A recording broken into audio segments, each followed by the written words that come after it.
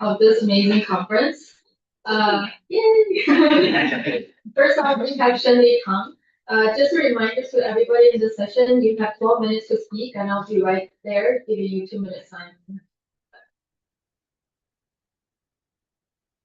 Thank you. Hello everyone. My name is Shenli Tang. I'm a postdoc working at the University of Southampton. And thank you for having me here. It's very nice island of Crete. And I pretty much enjoyed my visit here, especially impressed by the fresco artwork of in the Knossos Palace by the Minoan civilization, and the stylized LSST image with the Minoan art style, of course with the assistance of AI. So today I would like to give an update on our project of image-based decomposition of region and galaxy light in HST plus VISTA images in LSST deep drilling fields. So you can find the abstract of this project on the AGN-SC project portal with number 25013. Yeah. So to start with, so we have amazing group of finding agents in the LSST era. So we also want to understand how do these agents interplay with the host galaxies and what kind of role they play in the galaxy evolution of the cosmic history. So probably one of the most well-known correlation between the black hole and the host galaxy is the Magorian relation between the black hole mass and the stellar dispersion velocity and or the stellar mass of the host galaxy. So despite of order of 3 difference in the masses, the black hole mass and the stellar mass correlate extremely well with the scatter of 0.3x. So which suggests probably there's a co-evolutionary scenario between the two. So now the question is, so what is the origin of this correlation?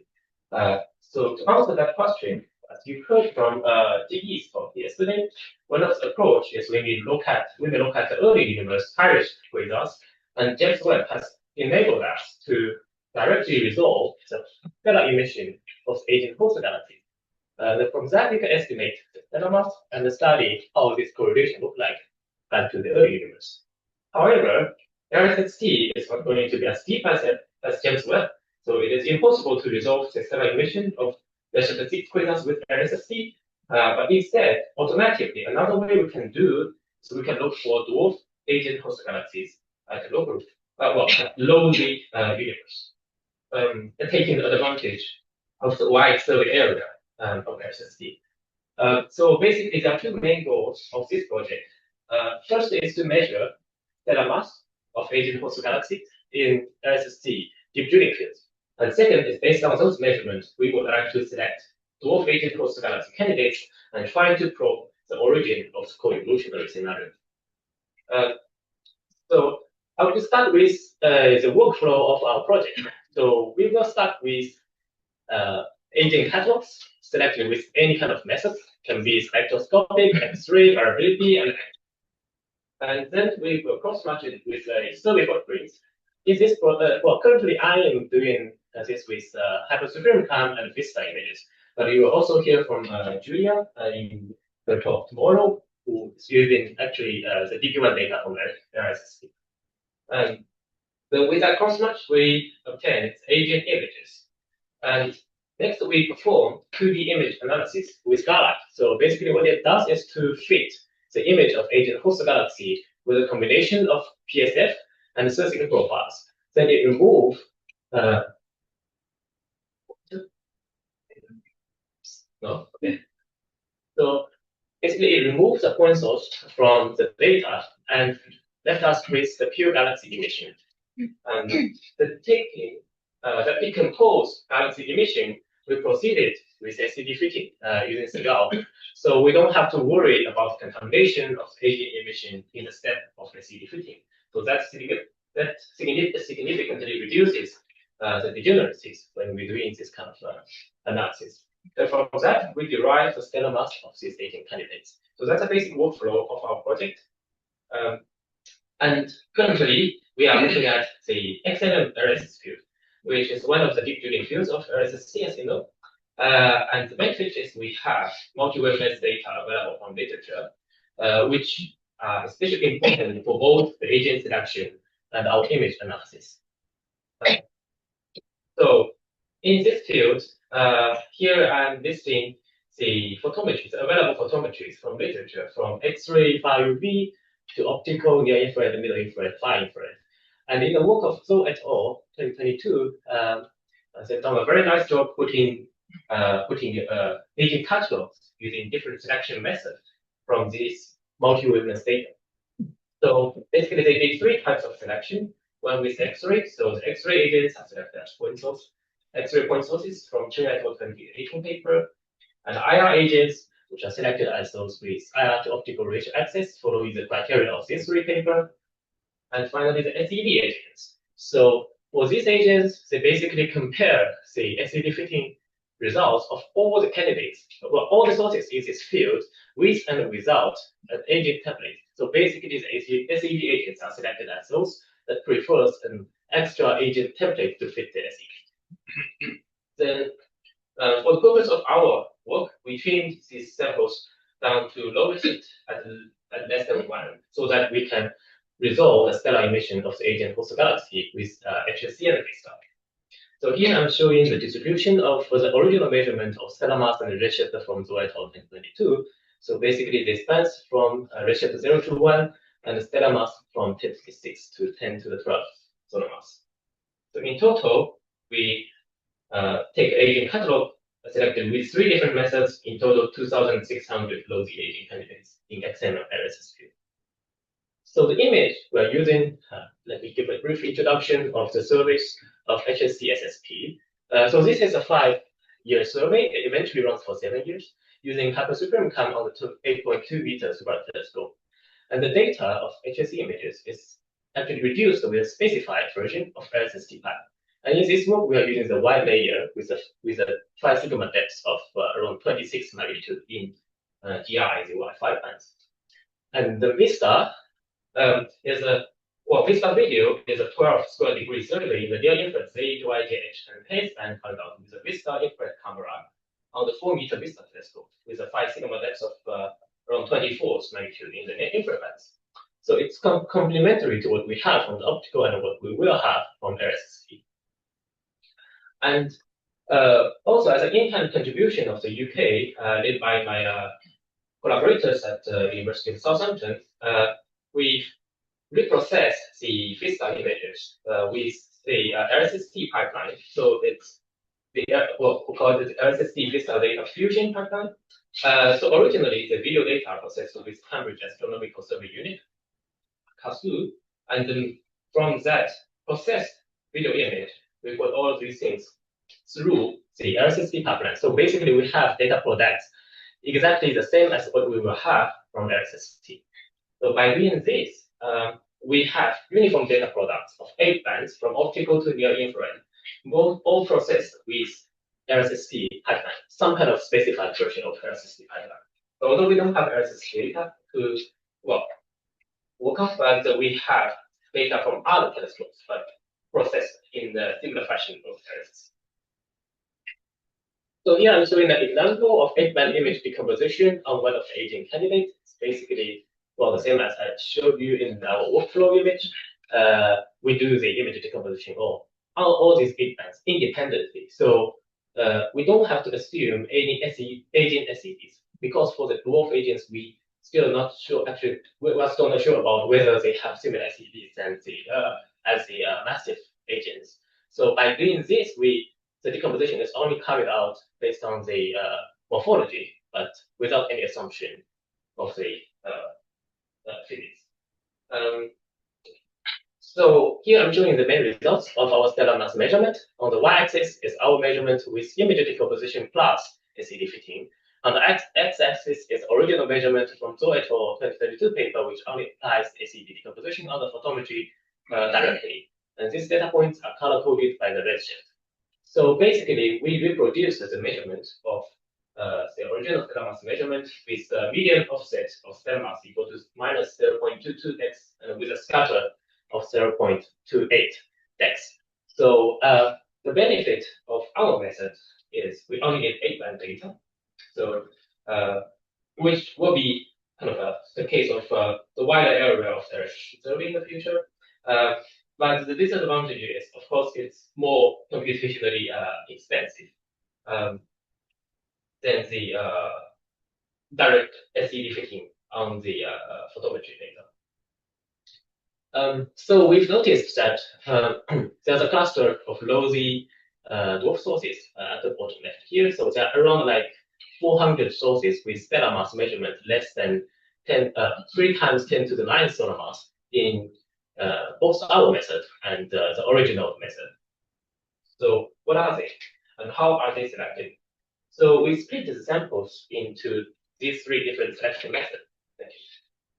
So from left-hand panel to right-hand panel, they are selected with X-ray, with IR, and with SED.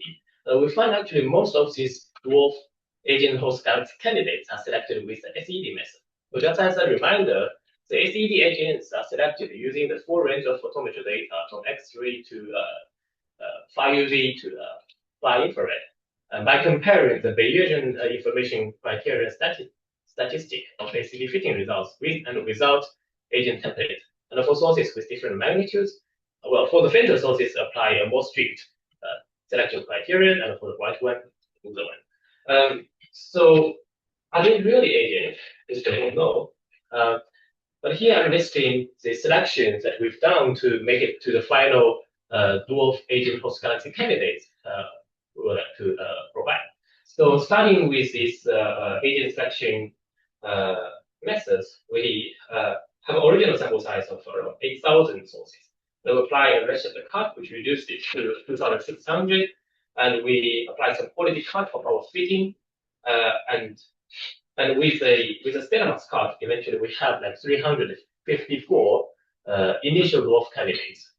And then we use agent fraction measured from the image decomposition as supportive evidence of agents. So basically, we filter, we left those with morphological agent fraction more than 25% in at least 3 bands as our final dwarf agent host galaxy candidates. So that's a number of 128.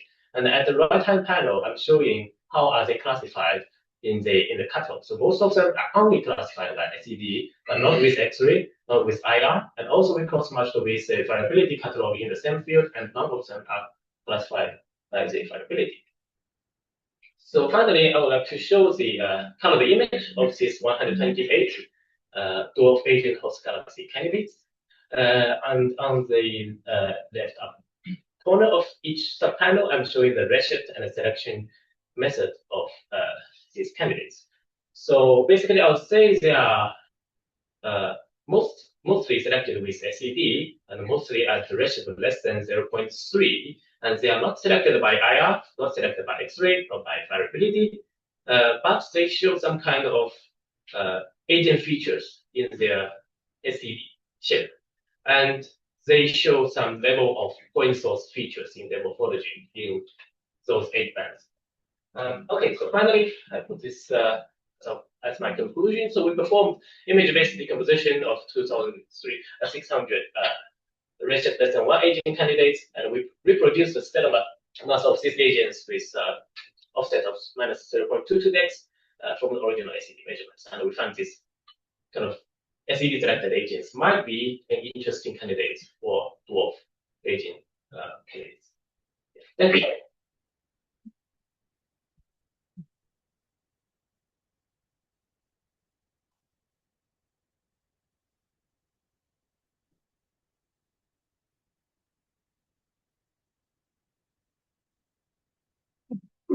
Very interesting. I was surprised to see the nice agreement between stellar masses, because I've tried several times in the past that it's not easy. But my question is, have you tried to compare the fluxes directly or the agent fraction that you get from image decomposition and from SED fitting? Because dense star is already something that is more sophisticated, that you need more steps, but have you tried to compare the direct measurements? So the practice we did is we made mock agent images from normal galaxies. So we insert agent onto normal galaxy image, and we perform the decomposition and see how well we can recover the host galaxy magnitude from the original image. And from that practice, when we get this, the 1 sigma uncertainty of the decomposition to recover host galaxy magnitude is around 0.3x. For the optical bands, and for the near infrared bands, it is around 0.2x. Okay, in magnitude. One more question. I was curious when you said they're not found by variability. What was the baseline that you had? Which data? Okay, so the variability catalog I used is from Colleague's 2022 paper in the same field. Since they're using this. Yeah. Okay. Thank you. We'll have to move on to the conversation going ahead.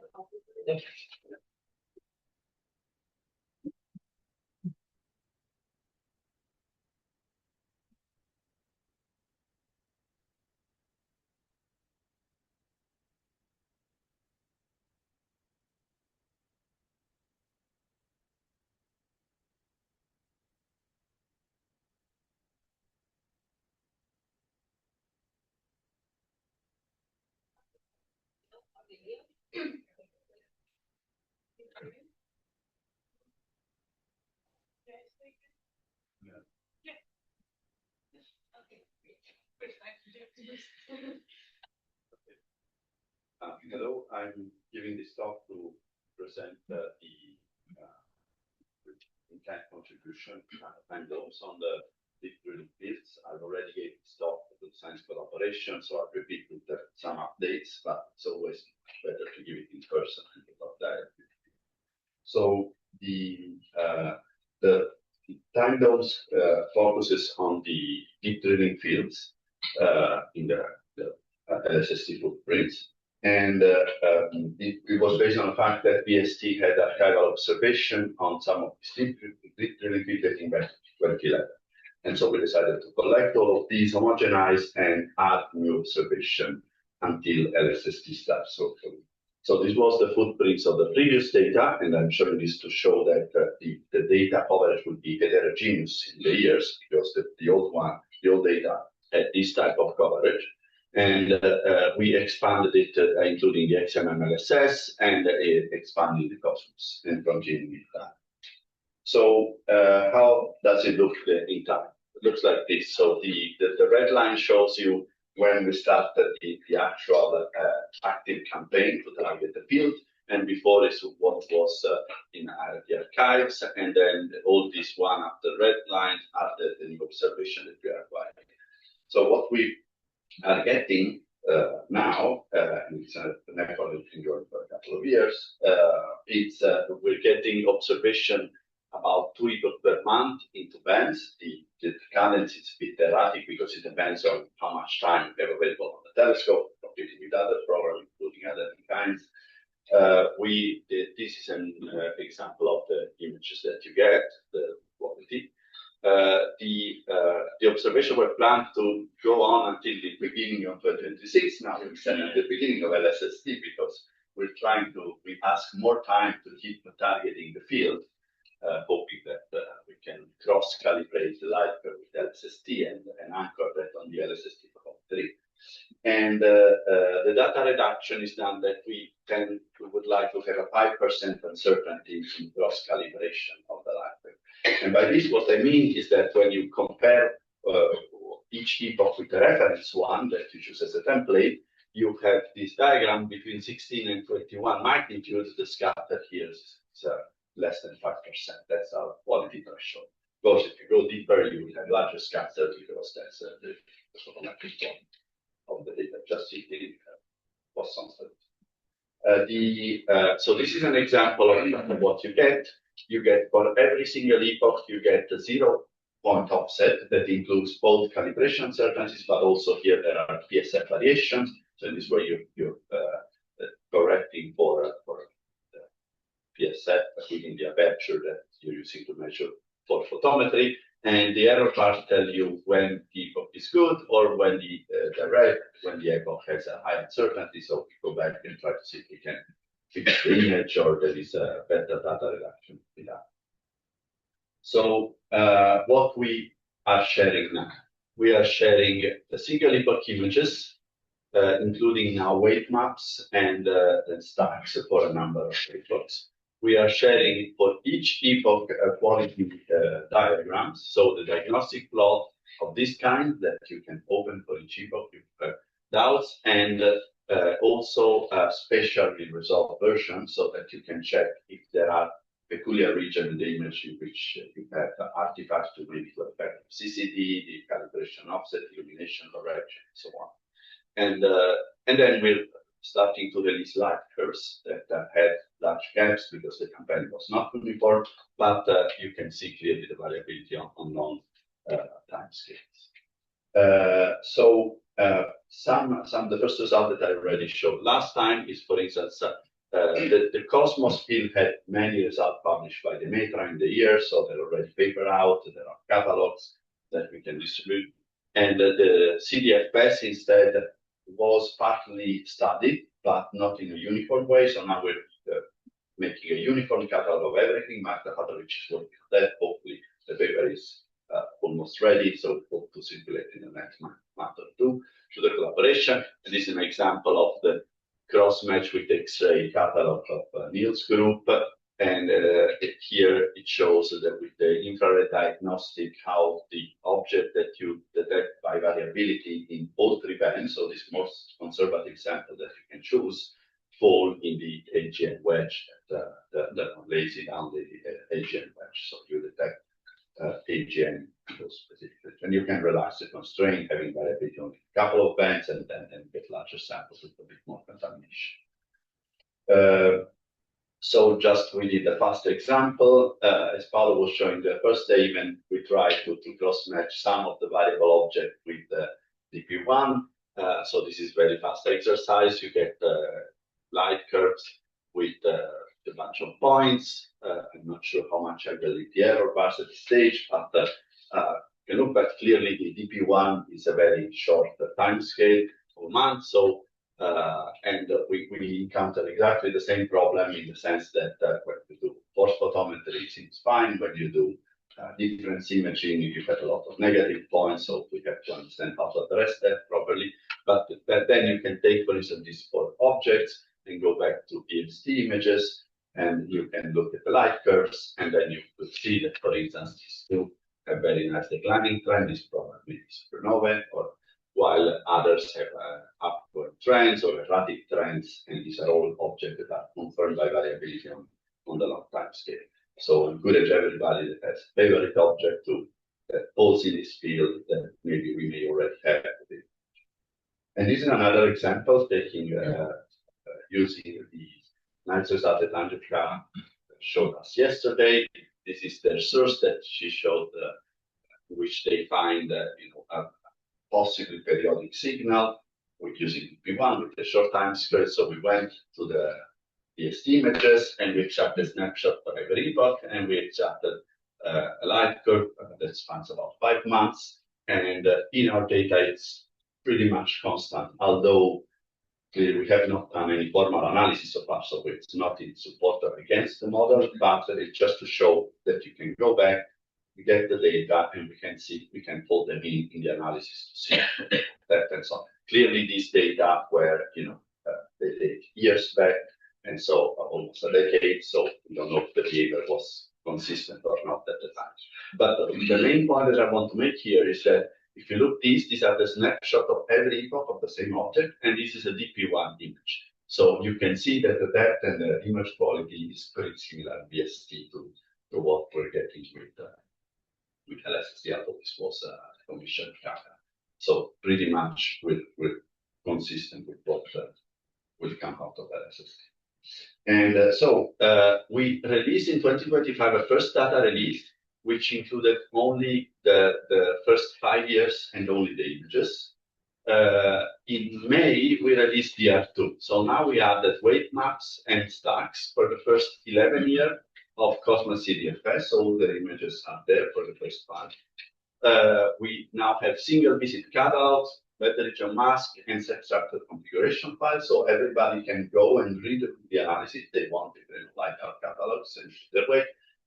We have the diagnostic plot that I showed, and then we have the first catalog of validated light curve for Cosmos for the first 3 years, and this is the slower step because for the light curve we only want to release the one that we validated after masking and so on. While if you want other objects, you can always go, you can retrieve it yourself, or you can retrieve them together. but the one that we will release are the most robust one.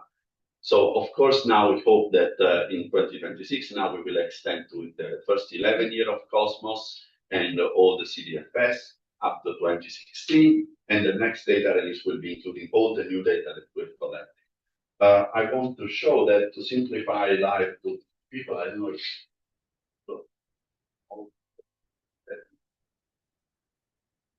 but if you go to this website, yeah, yeah, because I think it's just sharing the application instead of the screen.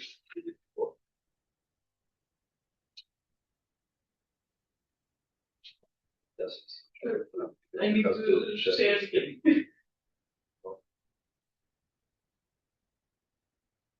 Yes. And so this is the time zones website. So you're welcome to go there. There's all the description of the stuff that we're doing. You can have a list of publications that you can use as a reference to find the information that you need for previous catalogs. You can have information on which data we have, what is the coverage, the image that I showed you, how the diagnostics is done. And then we have a section about the data release, in which you will find here the data release, what it's contained in every data release. And if you go on the README, you will find a detailed description, thanks to the efforts of Martin and Demeter, especially of that describe exactly what is in data release, what are the format of the files, how you use those. It's not a lot of data, there are 30 files. So you can either download them individually or you can download the catalog and start with.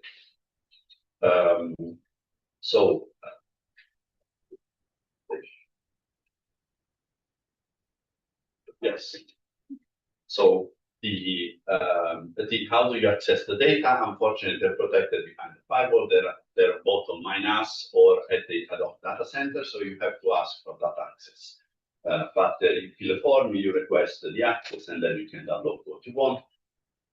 Use the ad hoc if you want to download a lot of data. If you want just to pick a few images, you can even access us. I will give you access, and if it's a few images or just a catalog, it's faster and easier to read like that.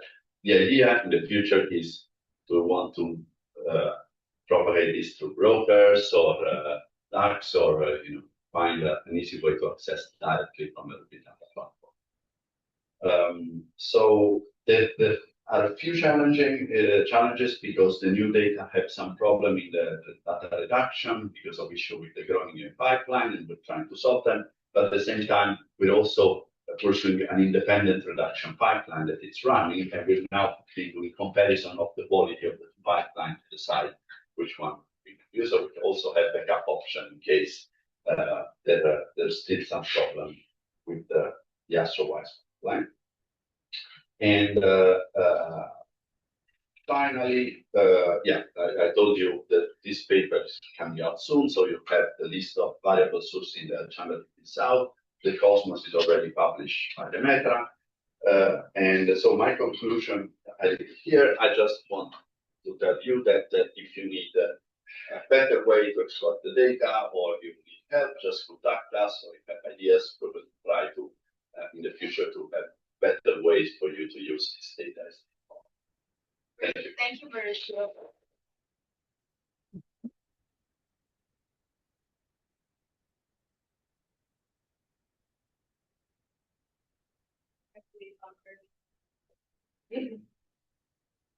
But I've shown this already, so I understand people by now. They know there's just some updates on what's going on. I guess everything was super clear. Excellent. Well,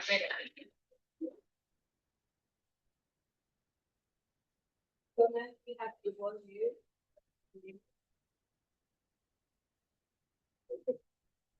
So maybe I should just share the whole screen.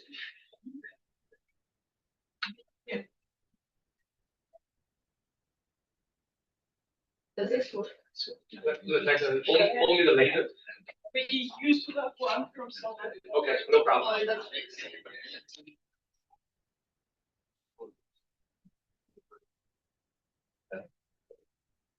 On the point. I'm good. Yeah, Okay, so hi everyone. Thanks for having me. My name is Zhi Yu. I'm currently a fourth year grad student at Penn State. Today I'm very happy to talk about my recent work on the drivers of the decline in supermassive black hole growth and redshift SF2 and how LSST can help us understand supermassive black hole growth. So it has long been found that the supermassive black holes have a drastic evolution history. This can date back to the 70s. On the left hand, here's a paper by Marcin. He found that the commune number density of those very luminous quasars appear to be increasing towards higher redshifts. Later, people further found out that the number density of quasars appear to peak at redshifts of 2 about 10 billion years ago at the so-called cosmic noon. Here's also a fun fact about Schmidt's paper. If you look closer to the footnote, there is one written by the editor at that time, Chandrasekhar.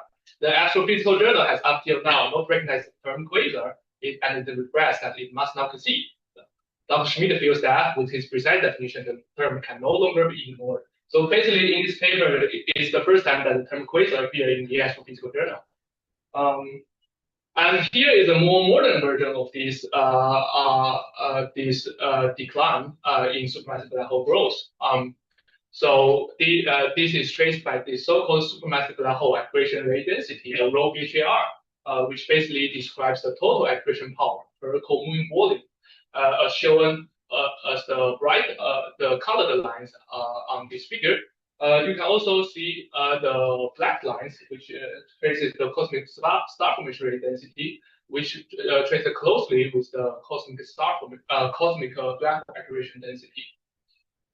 So our question here is that what really causes this broad decline for supermassive black hole growth since redshift 2?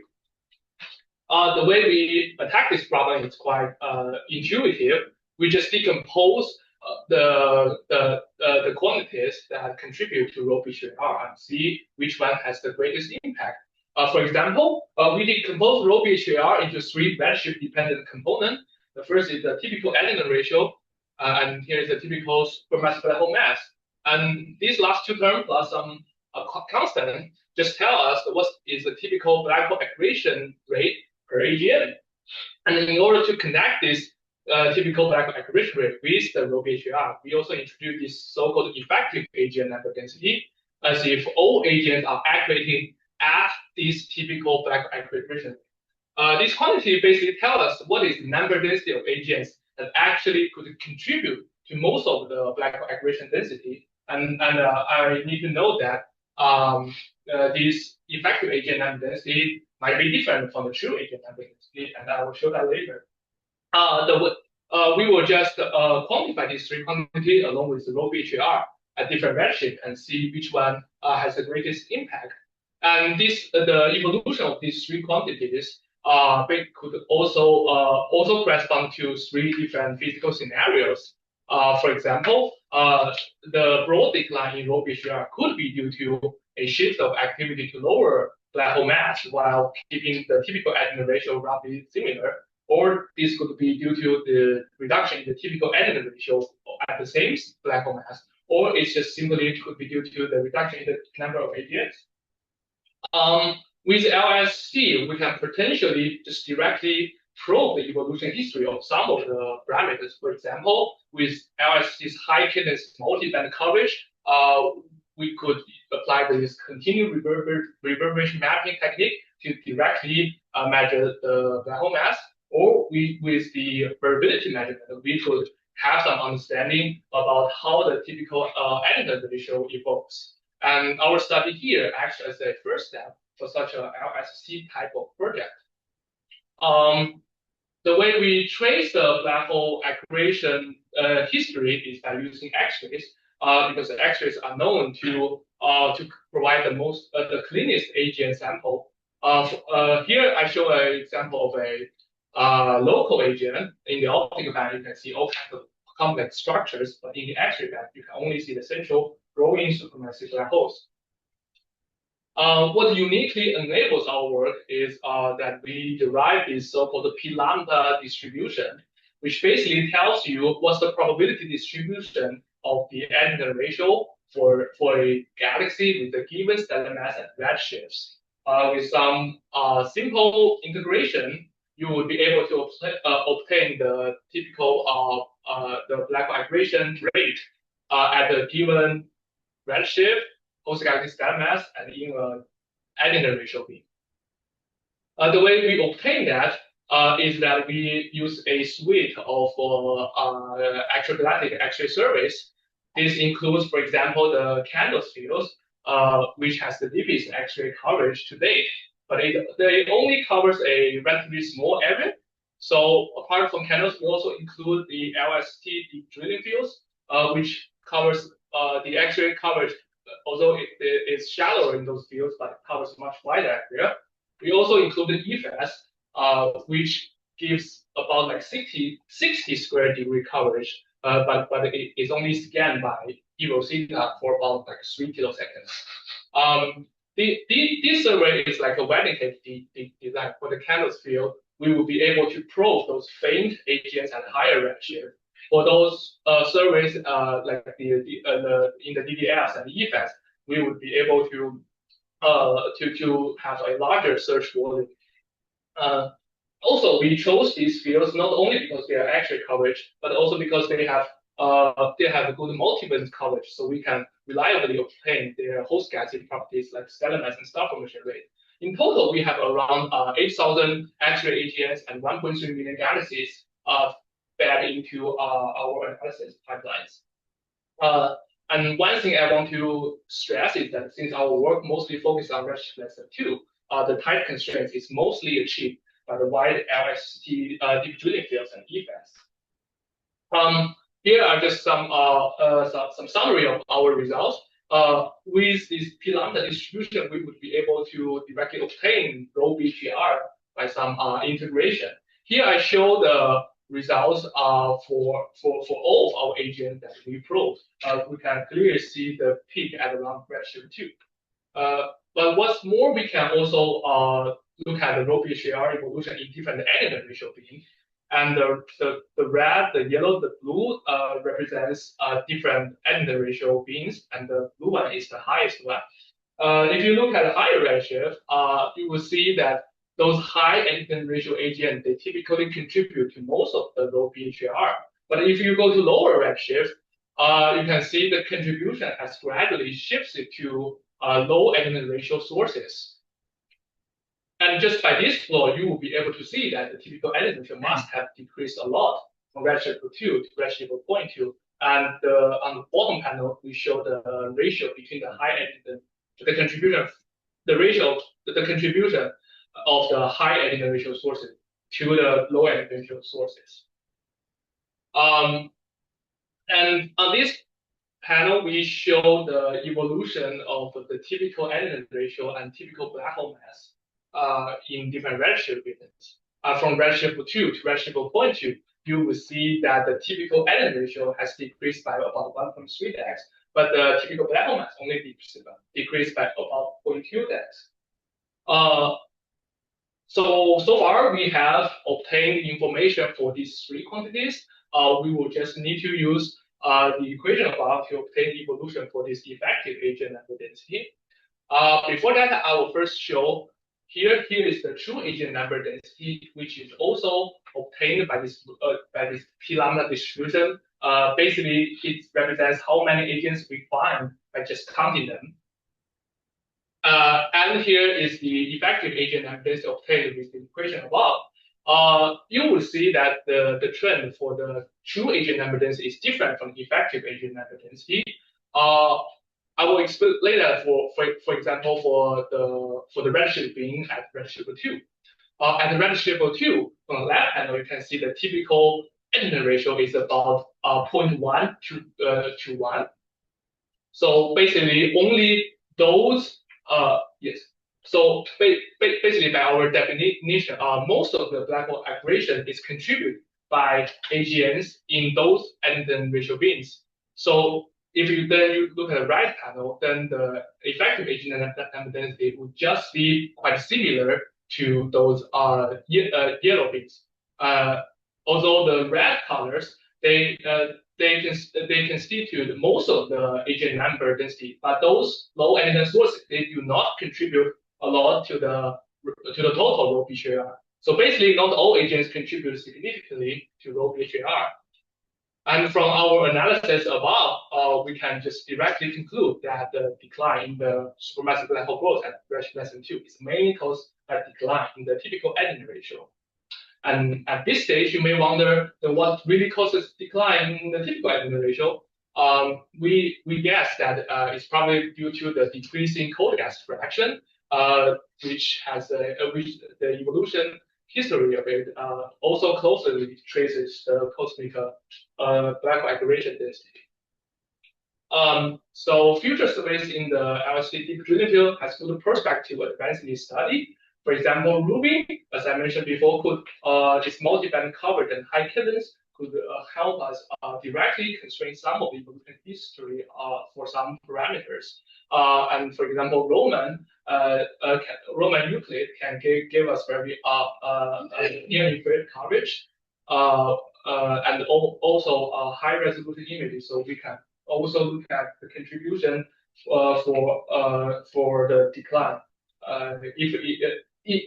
If such a decline may be caused by mergers, and also there are also many spectroscopy surveys can help us obtain many reliable predictions. Here is here's just my guess about what we may be able to see with LST. If we could first identify what are the AGNs that contribute most to black aggregation density, then we might be able to obtain some direct reduction evolution by looking at their typical level mass and their adenine ratio traced by some variability parameters. So I will just stop here, and I'm happy to take any questions.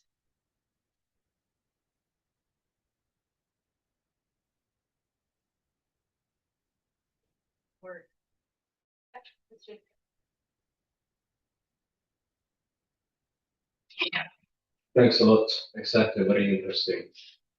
So I was wondering about incompleteness. So if we go to Redshift 2 and we're asking about Eddington ratio of 1%, I assume that the surveys are not complete. So how do you take into account incompleteness? Yes, so for all our galaxies, we only use sources that are above our stellar mass limit, defined by the depth of our near-infrared survey by video and other near-infrared surveys. For X-rays, we correct for this basically by comparing the observed X-ray source with this well measured log and log S relation, which tells you what is the surface number density of X-ray sources given the X-ray survey limits. But the black hole masses you get from so basically, it's not a direct measurement of black hole mass. Basically, we assume some black hole mass stellar mass relation, and that's incorporated in our timeline. Okay. I think it's still a complicated issue. I think the high Redshift part. Thank you. So I have quick question that there is some. Have you considered the difference in duty cycle between these two? The duty cycle, basically, it can also be translated into the AGN fraction or AGN number densities. And for our low BHAR, we have this P lambda distribution. The duty cycle is also encoded in this P lambda distribution. And basically, we found that the evolution of the AGN number density does not matter a lot. Also means that the duty cycle does not play a significant role. Gotcha. Was the same question. Oh, okay. Nice. Okay, great. We have time for one more question. Yeah. So in this context, what will LSST dramatically change? LST would be able to help us to directly measure the evolution history of some of the parameters that I just mentioned, like the typical black hole mass and the typical element show. I think currently for now, for example, like the typical black hole mass, we have this black hole mass stellar mass relation incorporated in that. So the evolution of the typical black hole mass is not is some like direct measurements in that. So with LST, we'll be able to directly see if this evolution holds. From what? Like just by looking at the evolution of the black hole mass and the typical element ratio, which can presumably be measured with the LST data. Great, that's it. Should go again.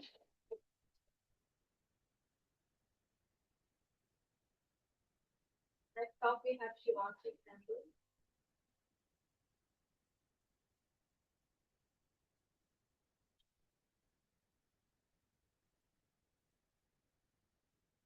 So good morning, everyone. Live show.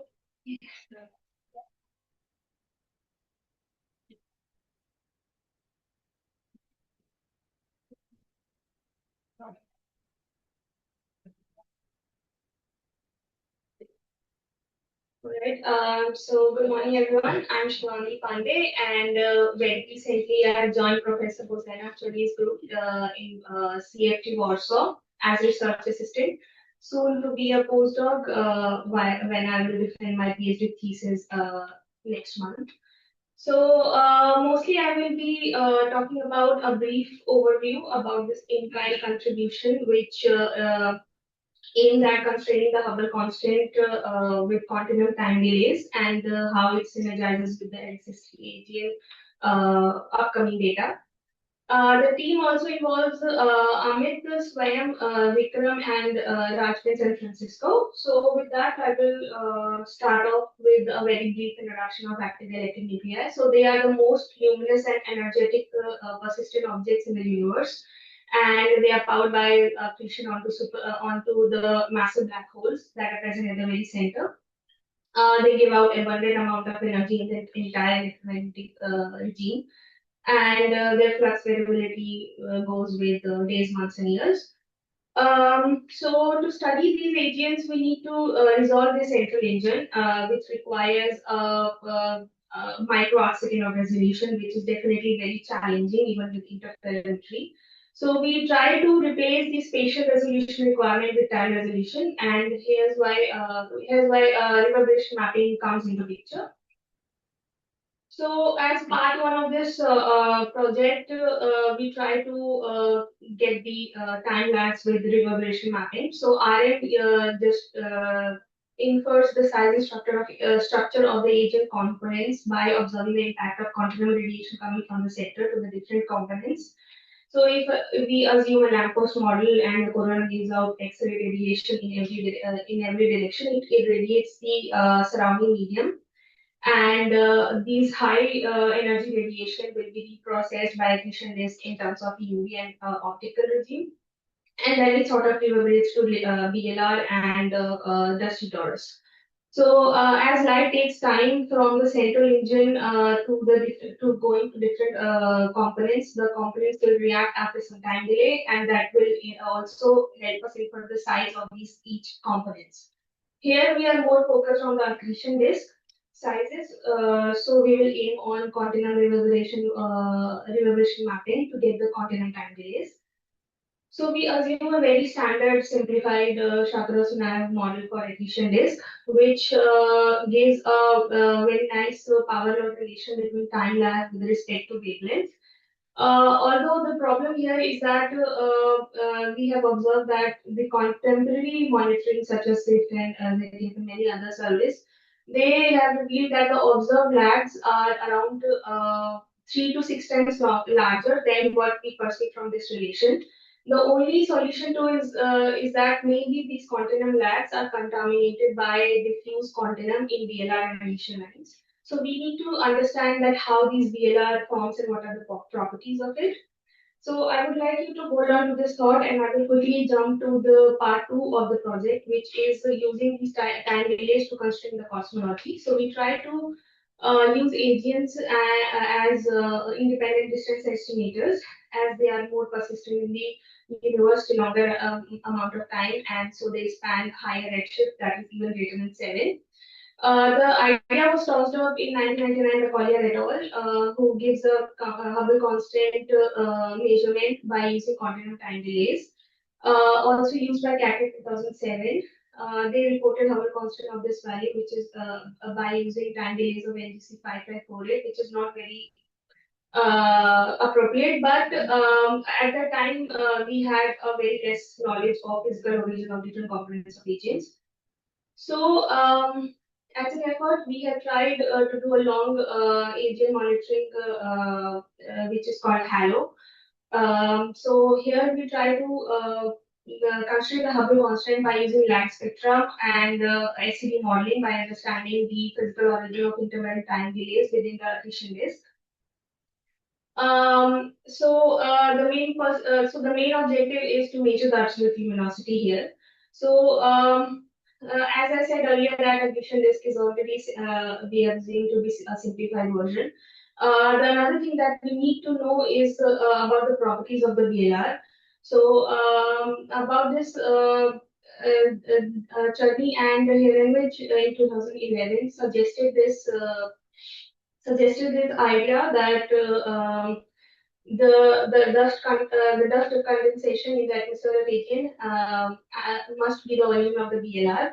So the temperature at which this happens is around 1000 to 1500 Kelvin, and at this temperature and at this location, the dust sublimates and gives out diffuse VLR, which entangles with the continuum light from the accretion disk. So on this, there is a model which is called FRADO. Basically involves the understanding of these failed radiatively accelerated dusty outflows developed by the same group, and it helps enables the disentangling the disk and VLR lags. As it has already been discussed by Amit yesterday, so I will not give a very in-depth idea about it. It just very briefly, FRADO will model the 3D cloud evolution, and the clouding will give the emissivity profile, and then we will have the different transfer functions for different components of AGNs, and then we combine it with SED modeling and reverberation mapping lag, which gives the distance measurement by comparison of the observed spectrum and the observed time delays to the model, and the best fit will give the absolute luminosity. So this AGN monitoring has been started in 2024 with OCM Observatory in Chile, having 60 centimeter telescope, and we use different filters like these 4 Stromwell filters and Johnson Cousins IC filters. And so far, we have been studying these 3 sources. NGC 5548 was the pilot study and has already been published by Jaiswal et al. 2025. The results of Heraklion were delivered by Amit yesterday. And for NGC 3783, the analysis has been going on and the modeling will soon be finished, hopefully. So now synergizing it with LSST DDFs. So obviously the pilot study of NGC 5548 reaches a Hubble precision of about 10%. So as we expect, around 1,000 sources will be observed by LSST. So and with good cadence, we might reach an unprecedented precision of around 1 to 2% of the Hubble constant. And this will also allow us for standardizing the quasars across the cosmic dawn, which is beyond redshift 2. So as a stage 1 of this project, we are trying to create a software for continuum time delays that has been that uses different fixed parameters and free parameters. The fixed ones are the black hole mass, the column density, and leading angle of the AGN, and the free parameters are around 9. That goes from luminosity distance to starlight contamination. Obviously, it depends on different individual AGNs, so these parameters are fixed. I will not go into much detail about the results of level 9 as this has been already been discussed by Amit. So as for NGC 3783, these are just preliminary results for it. The LCD modeling is shown here, and along with the photometric light curve that I procured for the source. So the modeling has been going on for the source, and hopefully we will finish in time. Now at the stage 2 of this project, what we try to do is we try to modify our software with respect to the LSST DDF data. And what we try to do here is that we have assumed that we have a very good mean optical spectrum and broadband density, and which is comparable to what we have for parallel line.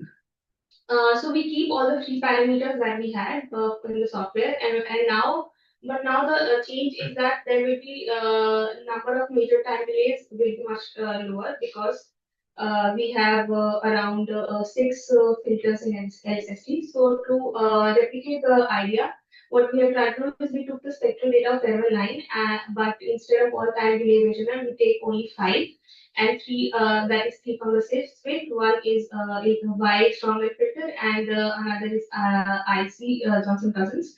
And we rerun the analysis to match with the LSST data. Here you can see that the red plot is showing very well matched with the with what we have observed for Fahrenheit 9, and the distance values are very well under the uncertainty.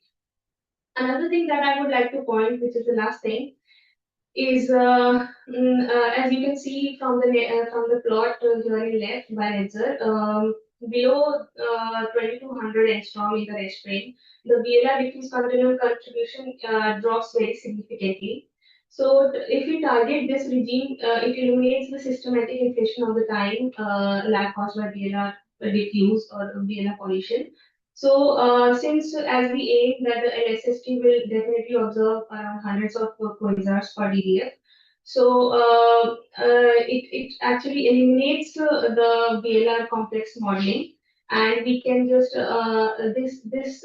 these sources will allow us for the prediction of absolute luminosity in distance directly from LSST photometric delay maps without requiring the complex VLR modeling and disentanglement. So with that, I will give a very good picture also. Thank you.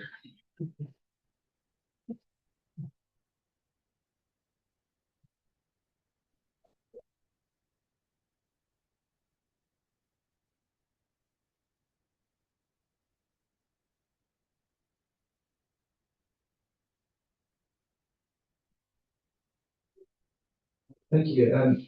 Just you said that you were fixing the viewing angle or the inclination angle of the AGN as a fixed parameter in the modeling.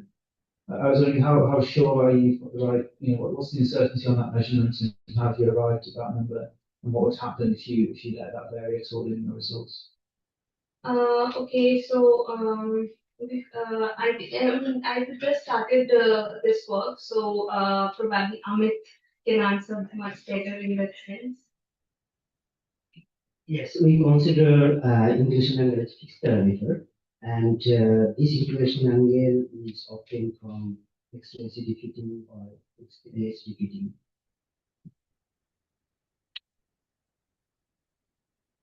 And there is another distance. Thank you. I have no knowledge about this, the science, but I'm just generally curious. Each system has its own measurement error, right? I mean, you measure the whole constant for the one system, there are parameters, okay, you measure the whole constant. But your statement, if you have LSST, you can reduce the H-naught measurement down to 1 to 2%. I mean, how could that really happen? I mean, does that really mean the individual, the errors of the individual measurement were shrink, which I don't think it is, but if we have more samples, is samples more tightened up in the certain, the value, but still the errors of the individual system is quite large, right? Yeah, so if you look at the presentation by Amit, he showed that with good enhancement in the software, we have got the Hubble constant parameter value for Fahrenheit down to 5% that we were earlier experienced with the NGC 5500. So probably with larger thousands of sources, we can, we can reduce the error and the precision could be better. And then Error distribution or the error for the individual measurement? Currently, this errors is for individual object. If we repeat this model for a large sample, then the error will be decreased by 1/√n. Yeah, but that not at the center distribution, right? That Yes. doesn't shrink the error of the individual measurement, right? Individual measurement will be almost same, but the sample average will be Okay. less. Yeah. And for the question case on by case on, yeah, capital in 2007, if you see table 4, they reported a value of 15 km per second per megaparsec. And this is based on the best fitting parameters from the processing model. So we quoted that value. Great, thank you, Sean.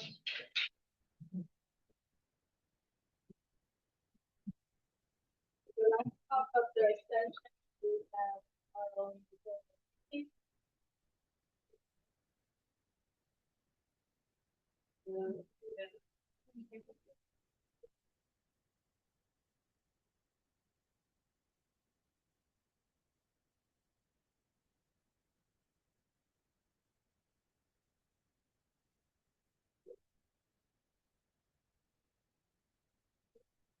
Okay, hi everyone. I'm Niccolo Veronesi. I'm a postdoc at. Okay, that's not my cursor. Okay, I will pretend I didn't see. I'm a postdoc at Maria's group in Washington State, and today I'm going to present you our latest work that will be out in the archive next week regarding counting and ranking potential hosts of PTA sources. So I think I'm going to almost skip this slide just to remember we are talking about supermassive black hole binaries that emit gravitational waves in the nanohertz regime. And astrophysically, we're talking about the result of galaxy mergers that we think have happened throughout cosmic history. So two galaxies merged. At some point, the supermassive black hole binaries that are within each of these two galaxies sink towards the center of the remnant, and they maybe form a binary, and this binary may emit gravitational waves that can be detected by pulsar timing arrays. Now, what have we detected so far is a stochastic gravitational wave background, which we think it's the composition of n of these binaries that all emit gravitational waves, and we detect them all together without being able really to isolate each of any of those, right? So we're basically hearing the whole orchestra playing, but without being able to select any instrument separate. Now, one cool thing about PTAs is that the more you wait and the more you monitor these pulsars, the more your sensitivity gets better. So this means that eventually we will end up with one detection of a binary that will stand out with respect of the background. Okay, so we will be finally able to hear the soloist of the orchestra, and maybe more than one after that. And so this is incredibly interesting because if you can detect both gravitational waves and electromagnetic wave, light coming from the same source, that you can have multi-messenger analysis of these sources. And this is incredibly interesting from the point of view of the interaction of black holes with their environments, with gas, the time scales of their sinking towards the center of the merger, and so on and so forth. Now, one thing is that these binaries will be very heavy. We're talking of something in the 10 to the 9 solar masses, and rather close by, which means that their hosts will be very dry. So, for example, in this plot, let's look at the right one, which is regarding AGN. The left one is the same for non-active early type galaxies. So on the y-axis, you have the luminosity distance at which you can hear a black hole, a supermassive black hole binary with a mass that you can see on the x-axis. So if you look at the gray area and all the different black and gray lines, that's basically the reach of PTAs in the next years, okay? Now, if we look at, for example, say the red line, so the red line indicates at what distance WISE can detect a galaxy, an AGN, that contains a supermassive black hole with a specific mass. So what this plot is telling us is that the fact that the entirety, basically, of the gray area is below the red line, this means that whatever the first binary of PTAs will look like, it has already been detected by WISE. And the same goes with supercosmos, for example, so in optical or to mass, which means that we already have the potential host, the host of these binaries in our samples.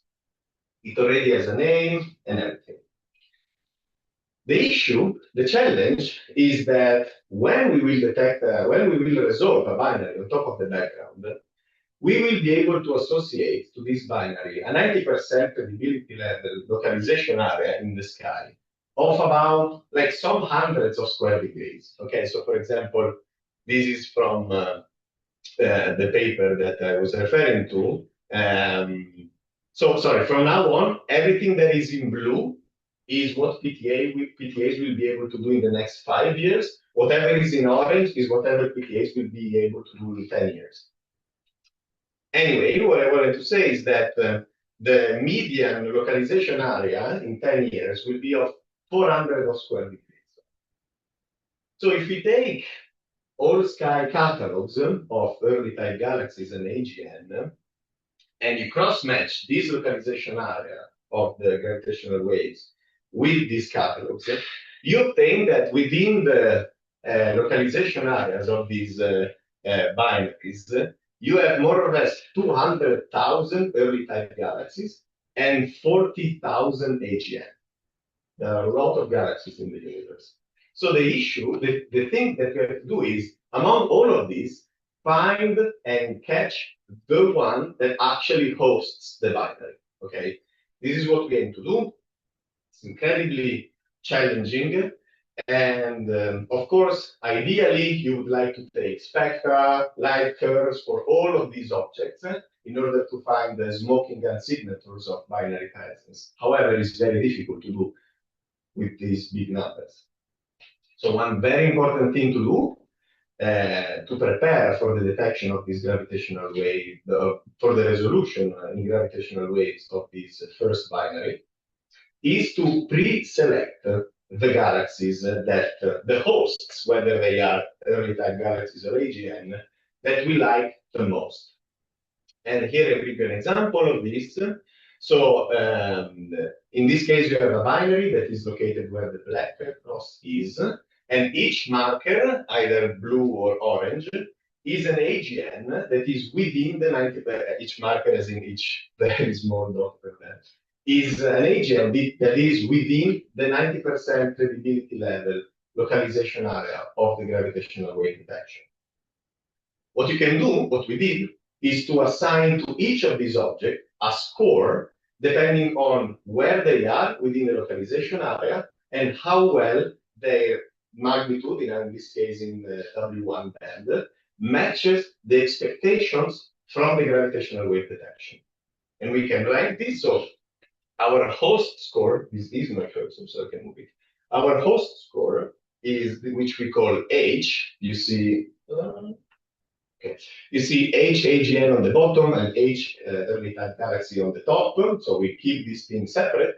So these are the cumulative distributions of the scores for each of the points that you see here. Okay, so the higher the score, the better that specific AGN matches the expectations for being the host of the binary. In order to estimate how efficient we are in this score, we take this ratio. basically this distance. So we calculate the ratio between the score of the 95th percentile of this distribution and the score of the 50th, of the median of this distribution. So what are we doing? We are calculating how better the top performing galaxies perform with respect to, say, the rest of the population, the median, okay? So the higher the score, the more efficient we are in the ranking.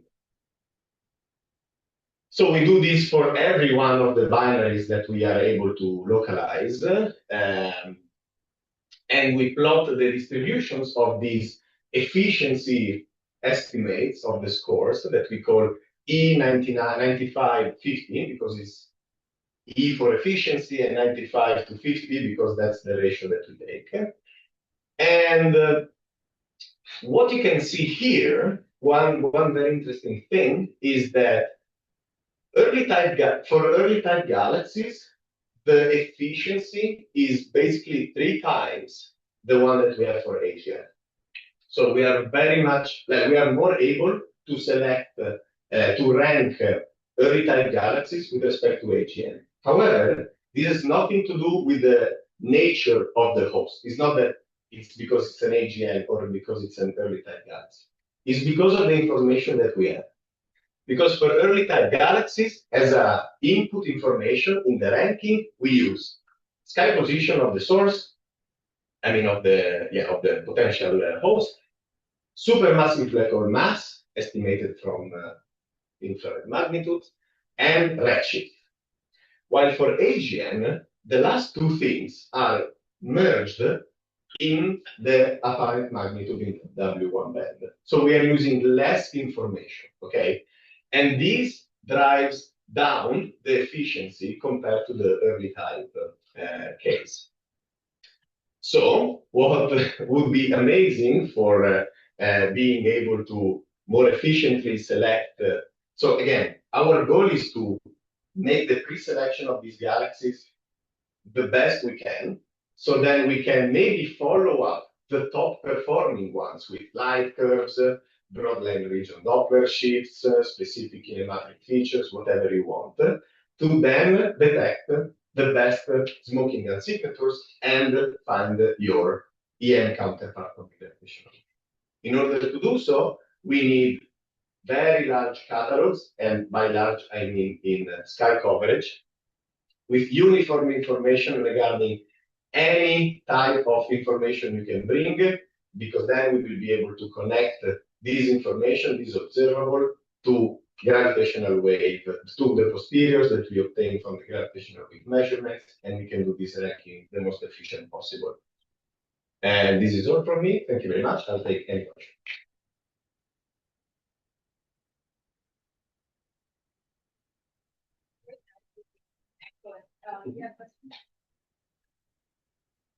Great talk, thank you.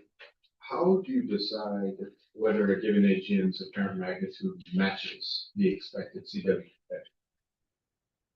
Thank you very much for the question. So from the gravitational wave end, you have a measurement of some parameters that you can translate into posteriors of total mass of the binary and luminosity distance. However, both are very poorly constrained, especially the luminosity distance. Anyway, you can use these, for example, you can start from the total mass of the binary. You take Eddington fraction, so you calculate the bolometric luminosity of this of an AGN with that mass. You take the bolometric correction, so you get the luminosity in the band, and then from that, using the information, so you take luminosity in the band plus luminosity distance estimate from the gravitational wave, and you get the apparent magnitude in whichever band you want.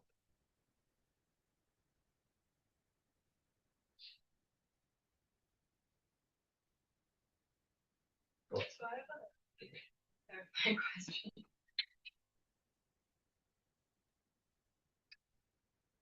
So when you say we might already have a massive black hole binary that's it can be detected by in the sample, Do you mean like what is the redshift of the sample and by PTA, like what kind of instrument, like nanograph or IPTA, like what is the sample data set that you use? Yeah, let me clarify this and let me know if I answer your question. What I'm saying is that we don't have a gravitational wave detection of a source yet, but it will happen soon. And given the fact that it will be very massive and very close by, I mean, rather close by, I guess, the host itself is already in one of the whole sky catalogs that we have. This is what I'm saying. I'm not talking about features of binary presence already detected or already identified binary. And this is because all the surveys that I showed, but I'm sure I can do the same exercise for any survey that you want, has a limiting flux that is low enough to allow the detection of these galaxies. Okay, great. Yeah, Lisa?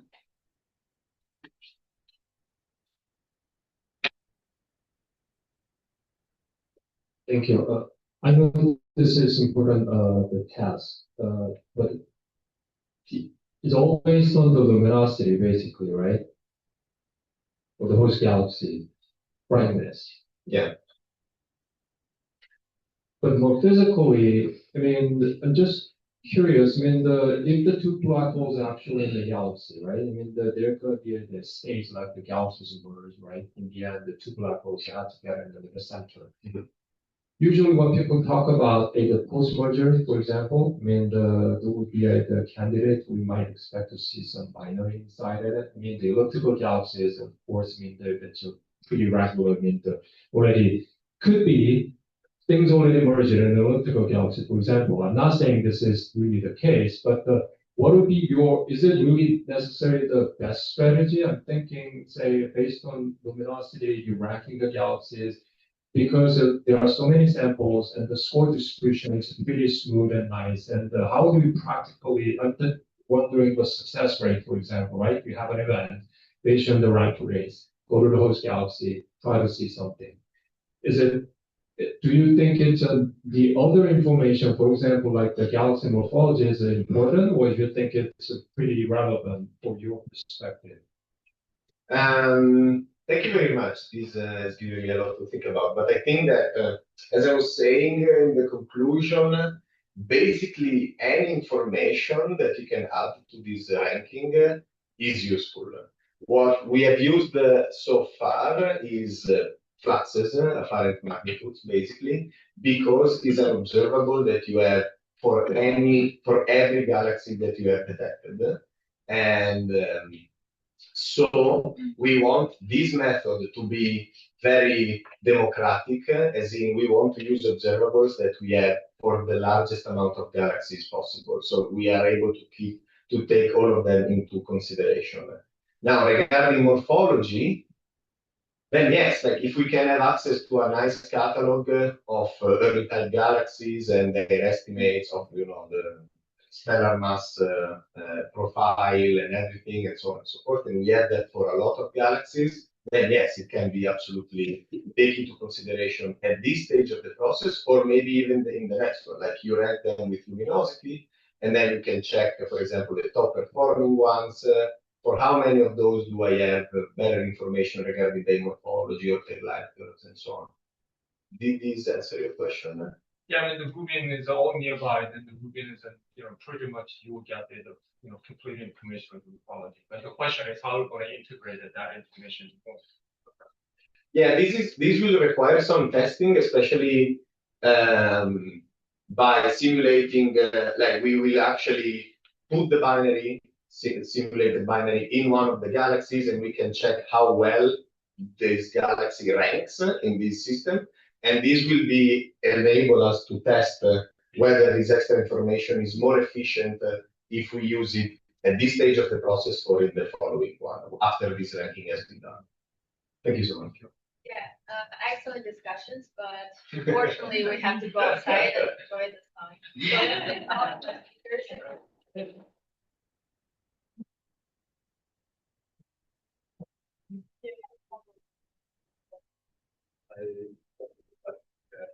So,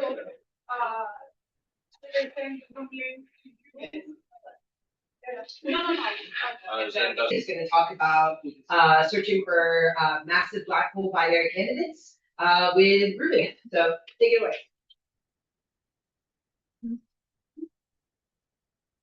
Okay, so hi everyone, I'm Lorenzo at the University of Univ. And today we are talking about searching for massive black hole binary candidates through periodic duration in LSST and confirming their nature through the spectroscopic follow-ups. So we know that massive black hole pairs and binaries are expected to form the aftermath of galaxy mergers. We have a rough idea of how they should evolve. The evolution is divided into three main phases. The first one dominated by tangential friction. The second one dominated by the trivial interaction with distant stars and gas. And the last one dominated by gravitational wave emission. In particular, if the binary binaries to arrive in the gravitational wave dominated regime, their emission in the gravitational wave is expected to be among the loudest sources to be detected by HWA, LISA, and PTA dependent. Unfortunately, today we still have uncertainty on the dynamical evolution and on the merger rates of such binaries. To put more constraints, it is important to detect these binaries also in the EM spectrum. Of course, this is not an easy task. Up to now, we have only confirmed observation of the initial stages of the pairing, when the two black holes are in the duality phase. And going to lower scales, we have only candidates that are found mainly through indirect methods.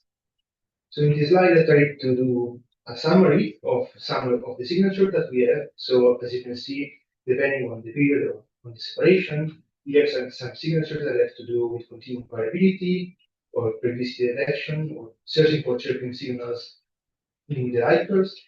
While going, for example, to spectroscopy, we can use correlated for emission line variability, search for some line shifts, or look for some re-emission from the proton emission. So in this talk, I will mainly talk about periodicity detection and a possible signature from the emission line of the signal of the binary. So let me start with the periodicity detection. So considering massive black hole binaries, we know that some periodic modulations are expected. And in particular, we know that this periodic modulation can be due to different physical processes. In particular, we have the periodic feeding due to the interaction between the binary and the circumbinary disk they formed when the binary is compact enough. And we have relativistic effects, such as the Doppler boost that beams the light along the direction of motion, and the gravitational self-sensing that creates some flares when one accretion disk passes behind the companion. So since we have such different physical processes, we also expect some different shapes in the observed actor. In particular, concerning the periodic modulation, we expect some sort of sawtooth-like flickers. Concerning the self-sensing, we expect some flares in the light curve. And only in the case of the Doppler boost applied to circular binaries, we expect a nice sinusoidal signal. So as you can see, searching for a periodic signal is already complicated by shapes. And furthermore, we also have AGN intrinsic variability. So as all of you know, I believe, AGNs are intrinsically variable, and such intrinsic variability is well described by Heraklion. So Heraklion that has more power at low frequencies, and for this reason introduces some long-term correlations with the data. And as a consequence of this, the stochastic part of the signal can also mimic periodic signals when the design is not long enough. Since in this talk I mainly focus on the optical and UV part of the electromagnetic spectrum, the AGN noise that we are assuming is the dampener walk. So a stochastic process that is a power spectrum that is set at low frequencies and then decreases at the frequency to the -2 as soon as we get over a breaking frequency. So we have two possible ways to describe such stochastic process. The first one is with the power spectrum, as I just described. The second one is using the covariance function, that is just an exponential decay with a certain damping time scale. This last covariance function will be the main topic of our analysis, since we will use Gaussian processes. So Recently, it has been shown that the usual methods with which we try to search for periodic signals struggle when the shape of the periodicity is far from being sinusoidal and you are in presence of fragments. In particular, in the work by Niel in 2026, they consider an idealized case, so I sample for 3 years every day, and they find that in the sinusoidal case, only the 24% of the light curves of the periodicities are correct for Crete, and concerning the sawtooth light curve, only the 1% of the periodicities are correct with Crete. So with this work, we propose an alternative kind of analysis that, as I said, is based on Gaussian processes. So Gaussian processes are statistical tools that are well suited to describe stochastic signals, and they are based only on the covariance function of the light curve. So concerning dampen walk, we have the covariance function that I just described. And since we want to make a model comparison between just noise and noise plus periodicity, we also need to inform the fit on the periodic part. We have two main ways to do this. The first one is to assume a periodic mean function, so the function on top of which the noise is varying.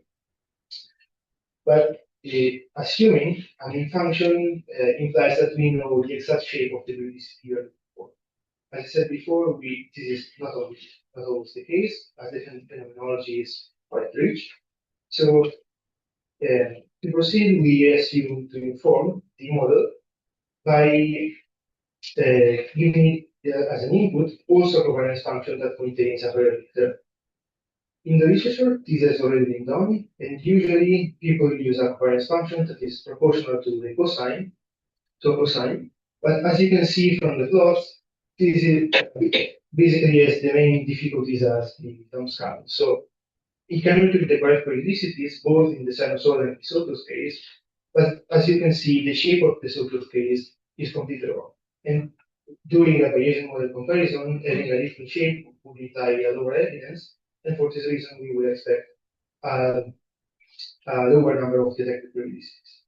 In order to overcome this problem, we assume a more general kernel that has an additional parameter that is a length scale that basically allows the signal to increase rapidly. And as you can see, using this more generic kernel, we can describe both this sinusoidal signal and also the sawtooth signal.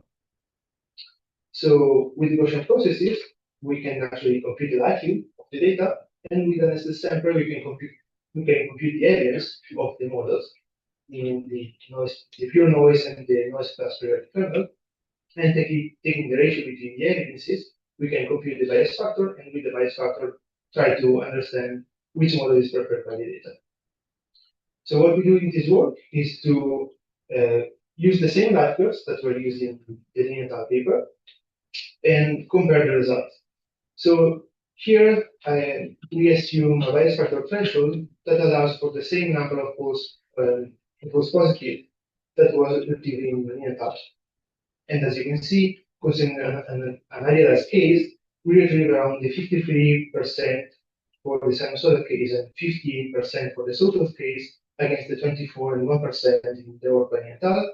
Concerning PTF like light curve, we have the 23% and 8.9% against the 45 and 10%. And more interestingly for the people here, in LSST like light curve, we retrieve the 51% for sinusoidal cases and around the 65% for sawtooth light curves against the 23 and 1% in using the Darmstadt periodogram. So I would say that using such different analysis, which is much more computationally expensive, we're retrieving a higher number of periodicities. So an alternative method to set the bias factor threshold is to use the ROC curve. So basically, we compute the number of false positive and the fraction of true positive. We find the point that is the more distant from the one-to-one line. So the point maximizes the fraction of true positive against the one of false positive. And with this, we can set a different bias factor threshold. And here you can see the result that we find with this new threshold.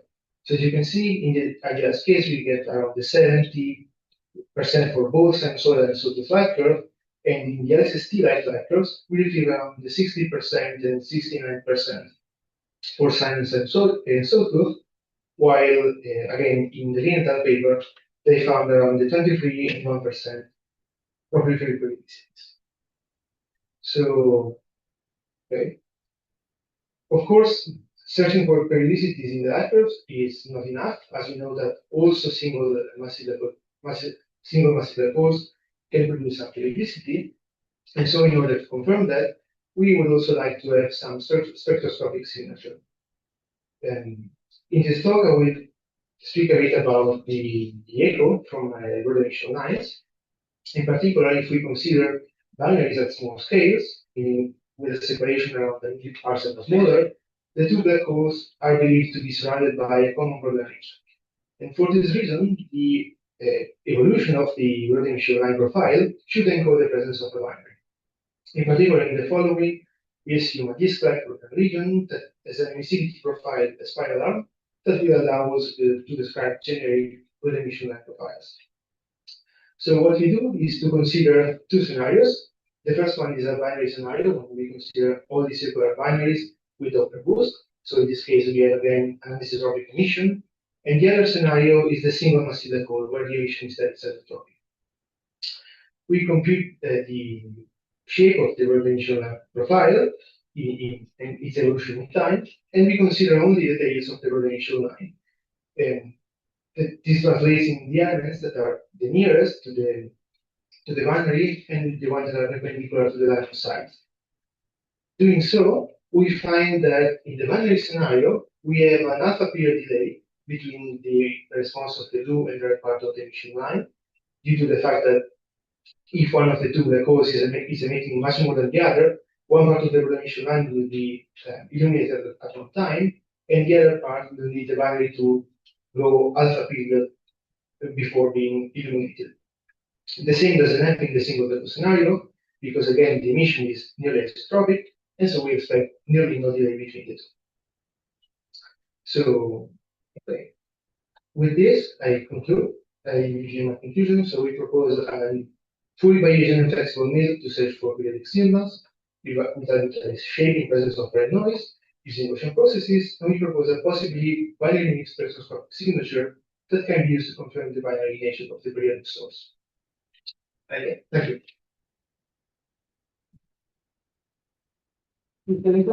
Here are the links to the paper.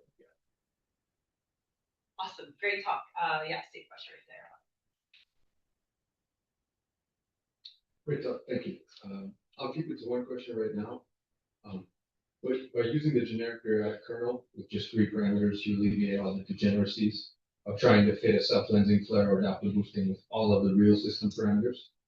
But how do you foresee mapping those parameters to estimates or constraints on the system parameters like total mass or inclination?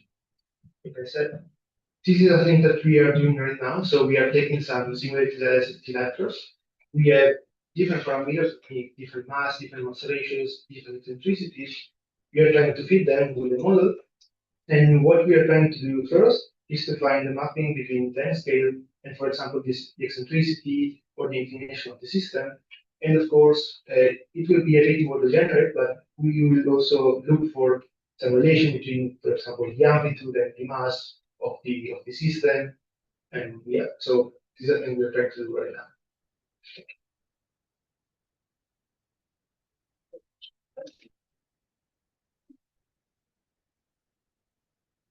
Really quick question, maybe I misunderstood. So in the stream that you showed roughly, what is that stream exactly? Like you keep the stream unfixed. This is some feeding on the galactic scale, or are you? This you mean? Yeah. So no, this is the profile, the emissivity profile. So the regions that are more orange are the ones for which the emission is dominating on the others. So not all the disks are emitting the same way. Yeah. There are regions. Okay, so this is emissivity of the circumference? Of the broadline region that is assumed as a disk. Oh, broadline region. Okay. We have time for one more quick question if there is one. All right. Oh, sorry. Never mind. Do you know how likely it is to find spectra where we can do this type of analysis on it? So there are a few points. in order to do such analysis, we need to have some measure of the spectra in various time. Not as I guess that reversion mapping would be nothing after what it will depend on the period. If the period is too hard, we need to have some good measurements that follow all the periods. And furthermore, in order to apply this kind of analysis, we are considering all the details of the Rubin line that will be the ones with the lower SNR between time. So I'm not sure on how many spectra we can actually do this right now. This is just modeling, but we'll try to do so with a more generic report on which we are working on now, where we consider all different regions of the resolution profile. So also the regions where the SNR is a bit higher. And so we'll try to apply this to some of the data. Okay, interesting. Thank you.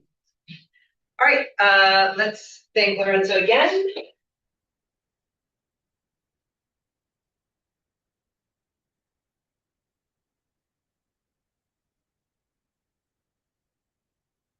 Yeah, I did. It's okay.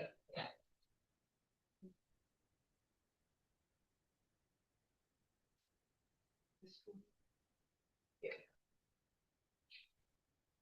Share screen. Yeah.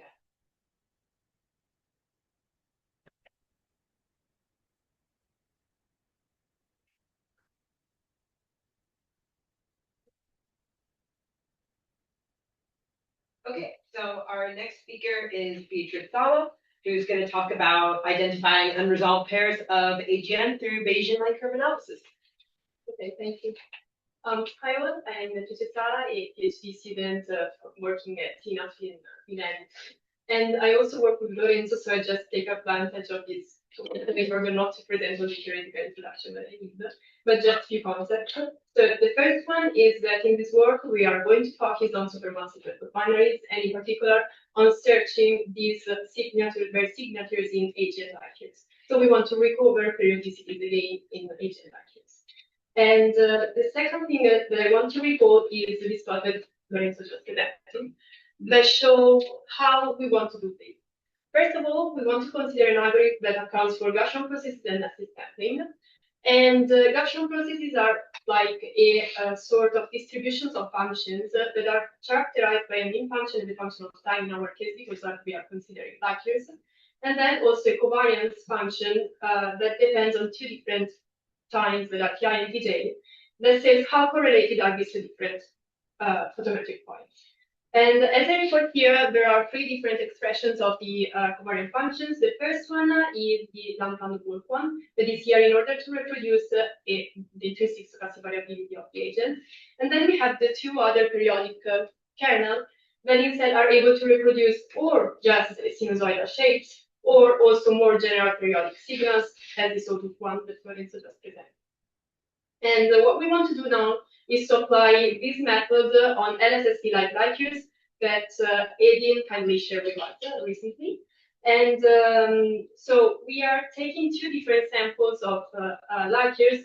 The first one is a sample composed only by Duncan-Wolf vacuums, so a single agent. And then we have also another sample with Duncan-Wolf plus a periodic signal that has been injected through accretion lensing or Doppler-Lutz. And here I report just an example of one source in the 6 different filter bands. And we extracted roughly 9,900 sources from the sample of the Duncan-Wolf vacuums and roughly 9,300 sources from this Duncan-Wolf plus a periodic signal for each filter band. So these numbers should be multiplied. And these are the statistics of our vacuums. I know it's quite a mess, but I'm going to explain them in detail. So the important ones in the reality are the ones in the right that are the mean cadency computed for each of these vacuums for the 6 different filter bands. And then we have also in the bottom right the SNR that is computed in our case that we take the vacuum, we compute the ratio between the flux and the error on the flux, and then we average over the overall vacuum. So this is our SNR. The duration, which is the top left plot, is quite similar in all the filter bands in the sense that we have at least 2,900 days of observations over all the LSST operations, up to roughly 3,600. The mean magnitude is roughly distributed in the same way on the 6 different filter bands. But as I said, important plots are the ones in the right. For 2 bands, the mean cadency has a peak higher than 12 days. And in particular, we can observe that for the G and U band, it is around 65 days.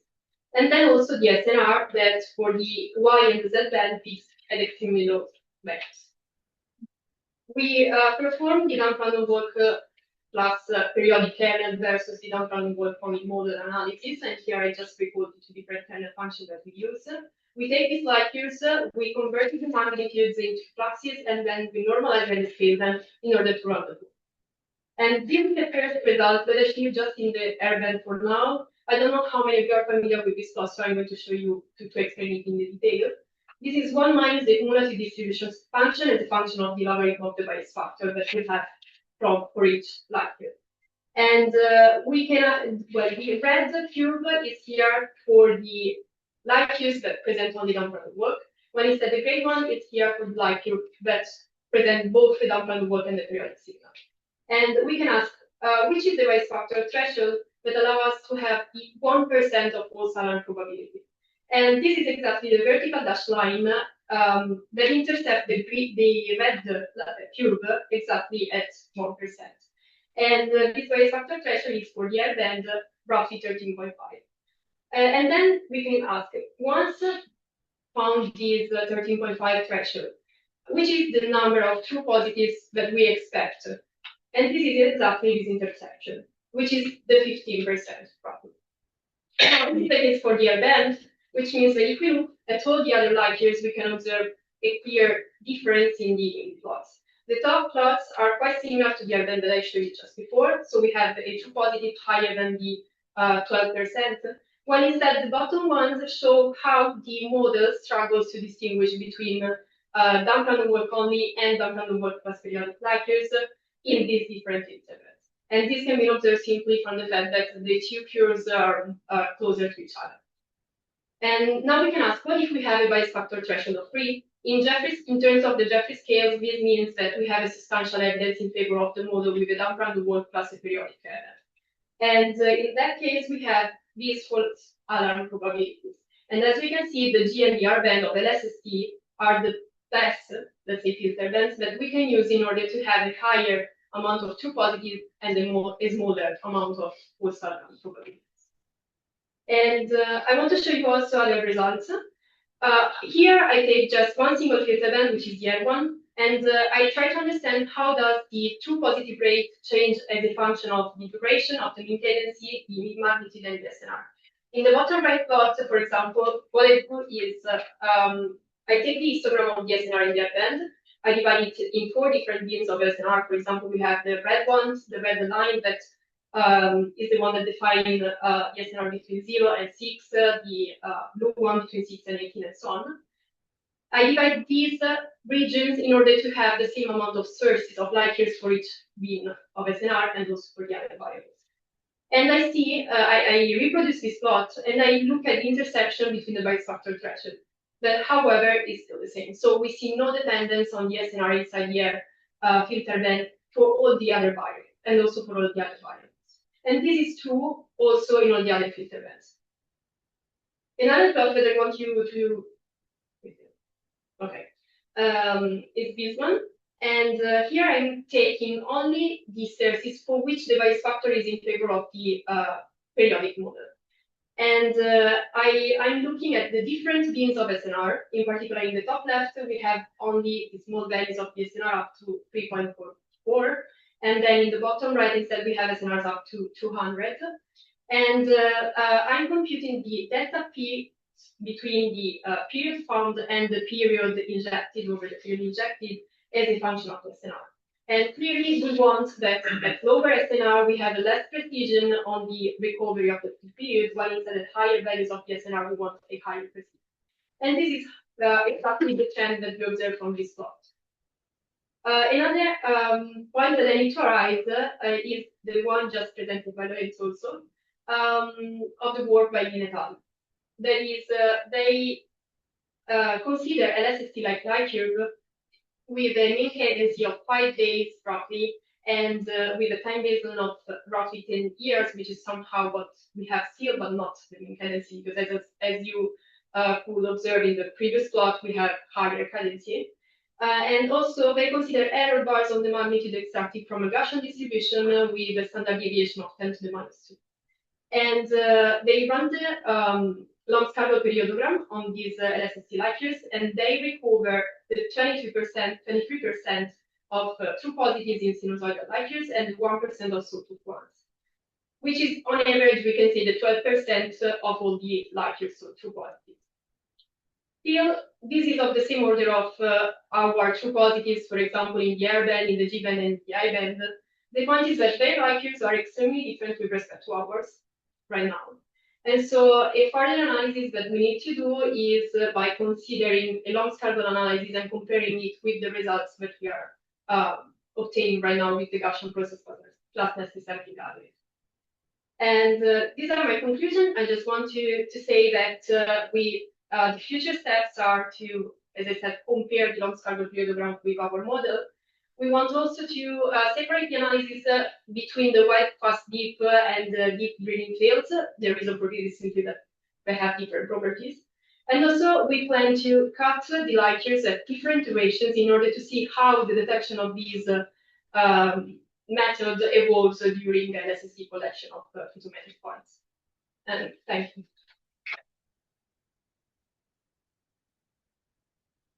Great, we have some time for questions. What about Frank?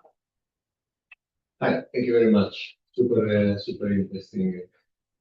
I'll try to formulate it nicely. So in the slide in which you show the same plot for all the 6 different filters, the one minus the cumulative distribution function for all of this one.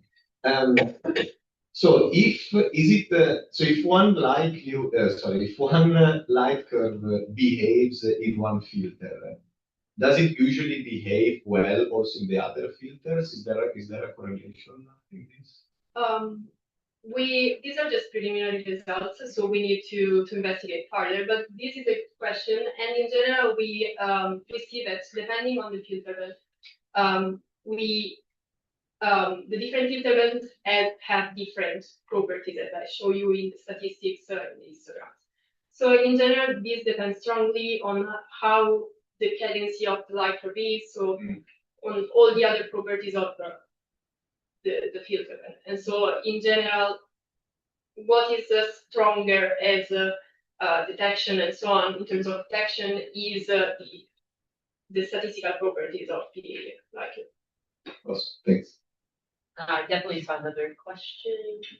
Yeah. I'm trying to remember. Sorry. Okay. If anyone else has a question, raise your hand. Oh, yeah, why don't we go to the back and we'll go back. The exoplanet people have other ways of finding periods, like there are bot searches for transients, and there's something called analysis of variance. You can tune the profile shape. Have you guys tried any of that? Yeah. No, we didn't, but we can do that.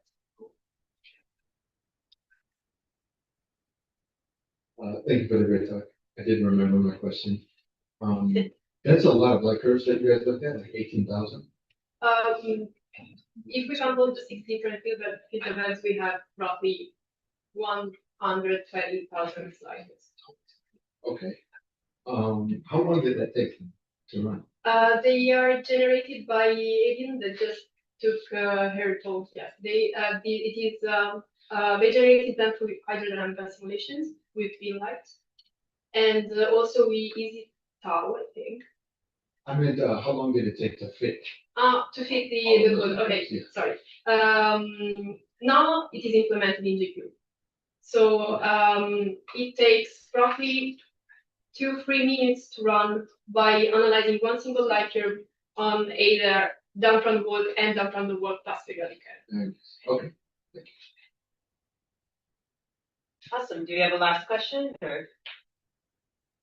All right, great. Let's thank Beatrice again.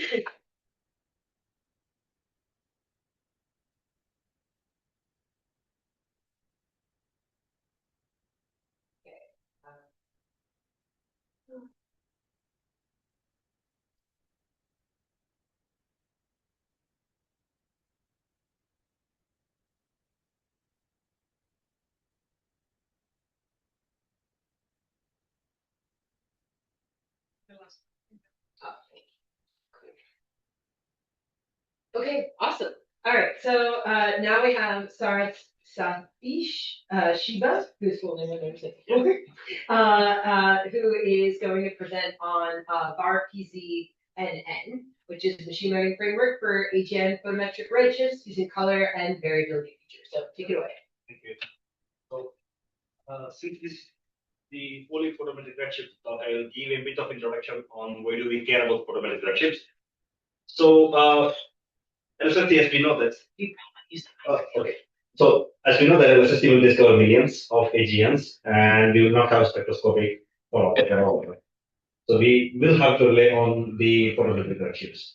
But traditionally, photometric redshifts for AGN has been degenerate when we compare it to other sources such as galaxies. And in order to avoid degeneracies, we need to always come up with new and newer techniques than simple photography methods. So historically or traditionally, we have been using both SED modeling as one of the primary tools for photosy prediction.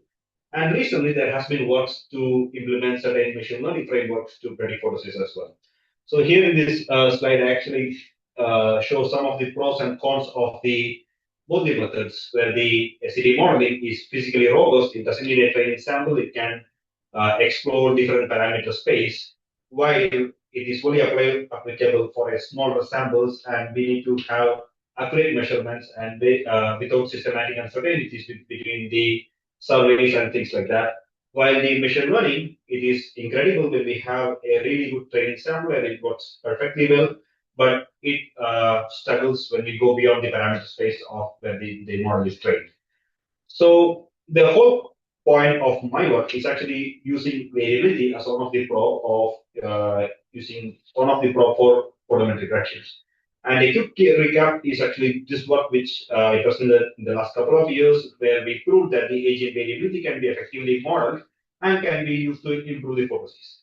So this work is a bit different. It relies on the same concept, but rather we try to see that, okay, so what if we implement the variability features as one of the features of a machine learning algorithm and ask it is to, along with other features, like such as colors and the magnitudes and the morphology features, things like that, and try to see if the machine learning can probe the photosys as the result was in the WebPC.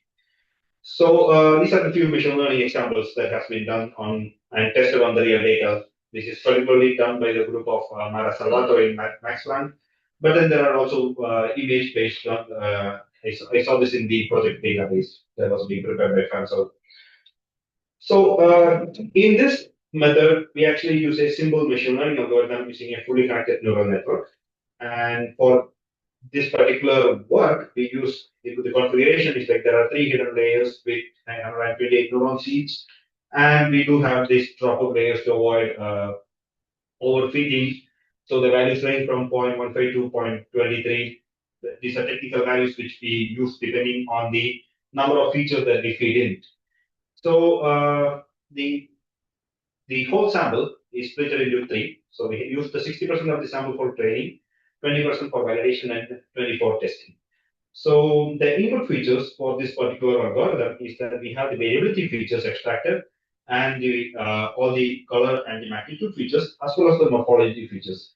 So machine learning cares more about the values in principle. So we have to normalize them, and hence we did normalize them, and then we splitted the data and then throw it into this machine learning algorithm that actually should predict the results to be the direct photosys, and then we can actually compare the performance of that with the truth catalog. So for this particular data, for this particular work, we used different data sets, and the variability features are extracted from the CTF light codes, but G-band light codes, particularly the forced photometric light code performed by Patricia Rivalo for the purpose of foremost. So the primary difference is that they did forced photometry on the aperture photometry and not on the point source piezo. So that would avoid a lot of post contamination. And we also used transistors, GRAC bands, and we have 2 samples here. the main sample which doesn't have UKITs, but with Ys, and a subsample of it that combines optical and UKITs. So we did the UKITs part to see when LSST discovers new sources, we will not have Ys. And UKITs was used here as a proxy for the upcoming Euclid survey. So we used the UKITs large area survey and we cross-matched with them to get results.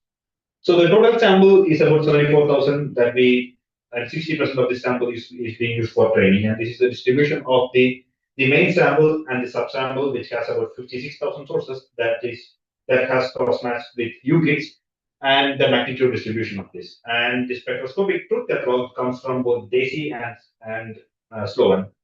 So yeah, and as you can see that they peak at redshift similar to the limit of the Sloan, and because most of the sources are coming from Sloan. So yeah. So the variability features, we calculated all the possible variability features. Perhaps I should say that we adopted the features that have been calculated by Patricia et al. In 2026 paper. And the most important features include that are highlighted here that are the Mexican hat filters parameters, and then we also have the classical dam runoff parameters as well. And this includes all the possible features that one can extract from any light cloud. And this accounts for about 26 variability features. And for the main sample, we have the optical GRIC band, and as well as the mid-infrared from catalyst. So we calculated the optical and the near-infrared colors, and we obtained the mid-infrared colors from Patricia. And we also used the morphology flag from the Penn survey. So I'm jumping directly into the results because this is interesting. So this is actually the loss function, which actually shows that the model was not overfitting. And we find that for the main sample of 73,000 sources, we have an outlier fraction, the overall outlier fraction of about 8.9%, which is incredible when we compare it with the traditional methods. And the last plot is actually the redshift bin matrix, where we bin into different redshift bins and see the performance of that particular bins. And then we see that we have the best performance at redshift around 2.25, and that's particularly where our training sample peaks. And at higher redshift, as the redshift increases, we don't have enough training data, so that it is not really helping there. So this plot is actually the most contributing features. So these are the top 25 features that has been contributing for the prediction of the photosis for this main sample. And this involves primarily the morphology flag, which helps a lot in predicting the photosis. And then, of course, the Ys colors. And this is very much expected, because the Ys is super important for photosis. But we also have some of the variability features that has been helping. Particularly, we have the Dan Runoff parameters. And this is actually just the top 25, but we have in total about 56 parameters that has been fed into this algorithm. And we also did an ablation studies. So now that we know this is the main sample that has optical, mid-infrared, and the variability features, but we want to know that, okay, what if we don't have one of them?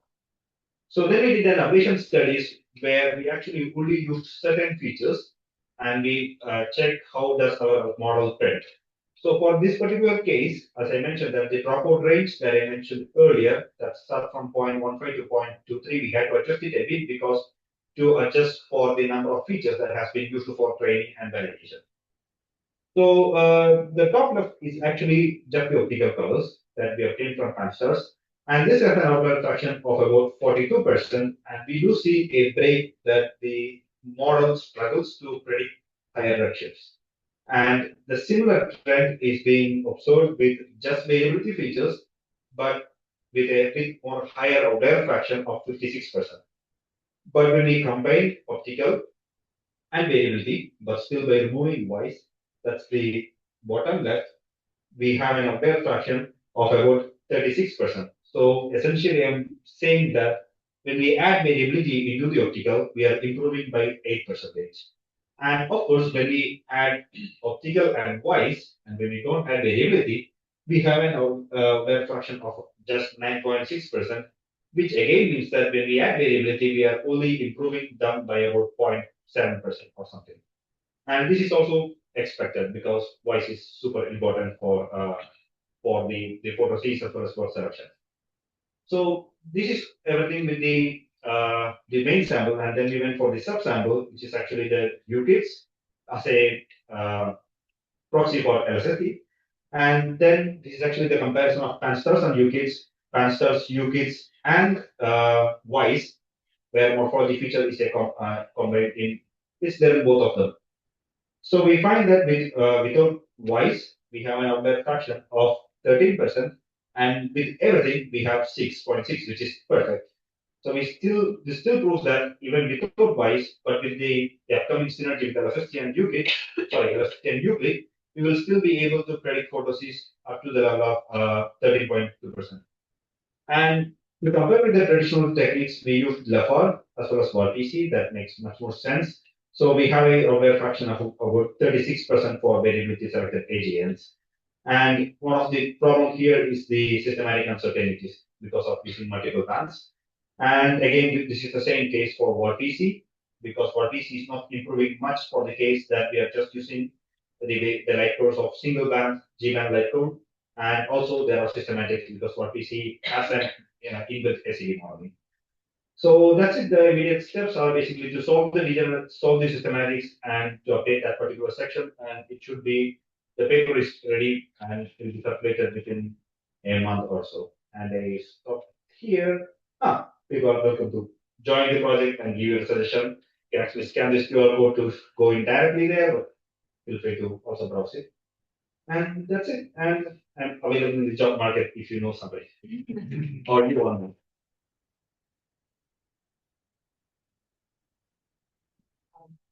Great talk. We have a question right in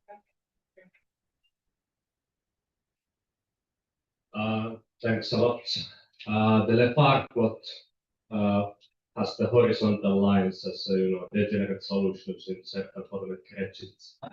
I always thought that this is a physical phenomenon from the filter system or then AGN emission lines or something like that.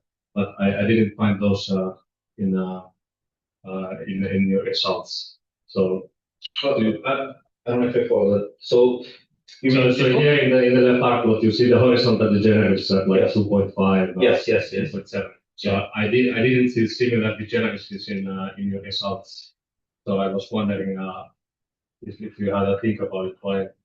I mean, these are degenerate solutions, right?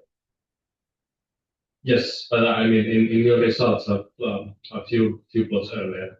Yeah, but those are machine learning. Yeah, exactly. But I mean, if you don't have the degeneracies, does that mean that it's not physical, but it's somehow method-based? If your machine learning is not learning the degeneracies, then I guess it means that they're not physical. So if you check that, you will in principle be able to remove the degeneracies of the SED modeling. So that would mean that we need a better constraint templates, which we are using. And again, it is important to note that when we compare this with our own SED modeling, LRT, we had better results than LaFar, which shouldn't be the case in general. So it matters a lot on which template set that they have been using. But in addition to that, they could actually use a luminosity function pair, which would remove a lot of degeneracies, even with the SED modeling. So, okay, thanks a lot. Thanks, Sharon. I can't remember if I asked this when you presented at the Vertices group last week or not. Can you go back to the plots with the 4 results and what I wanted to say the obvious, right, it's pretty bad without the Ys in terms of the degeneracies that I shift to. So can you say a bit more about why the sort of naive methods aren't finding anything above redshift 2? Is that, you mentioned there was a lack of training data and that was what was leading to the big outlier fraction in redshift 3. And can you also maybe say a bit about how adding a U-band would make a difference? Because obviously with LST you would have the U-band and if it's a redshift 3, it's going to drop out to the U band, but you don't have that for CTF. So I'm sort of optimistic that it's going to be a lot better than this, right? But can you say a bit more about how you think? So is it missing objects in the training set? Is it missing bands, or do we need something else to actually? I think that so when we miss the voice bands is something super important, because if you go back, the second most helping feature is the voice colors. So when there is voice, the machine learning could easily visit that array of that and get information from there. But when there is no voice, there is no correlation for the machine learning to learn by itself. So I don't think it's just a machine learning issue, but it's more like the lack of bands. And it's not just lack of data in that particular redshift field, because when we add voice, we are getting better results. So these are actually the same control sample that has detections in all sets. So how are we going to do redshifts for things that are too faint if they're in wires? Euclid. Okay, yeah. I think you can have multiple bands and then create priors, and when you have variability should help a lot. Yeah. But Euclid's not the same as twice. Well, Yes. You guys should definitely, debate this in definitely. 15 minutes over coffee. I'm not. Let's think Sarah again.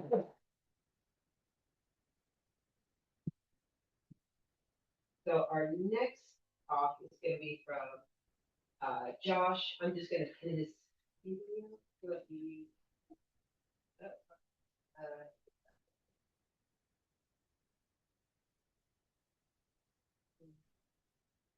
Okay. All right. Yeah, Josh, if you want to go ahead and share your screen. So yeah, so we're going to hear from Joshua Fagan on physics embedded simulation-based inference of quasar accretion disk reprocessing with latest stochastic differential equations. Okay. I tried to pin you. Why don't you take it away, and I'm just going to fiddle with this while you talk. All right, sounds good. Sorry again, I couldn't make it there in person, but for those who don't know me, I'm Josh Fagan. I'm a postdoc at the City University of New York, and basically I'm talking about a machine learning method for modeling quasar variability. Sorry, this is buffering a little bit.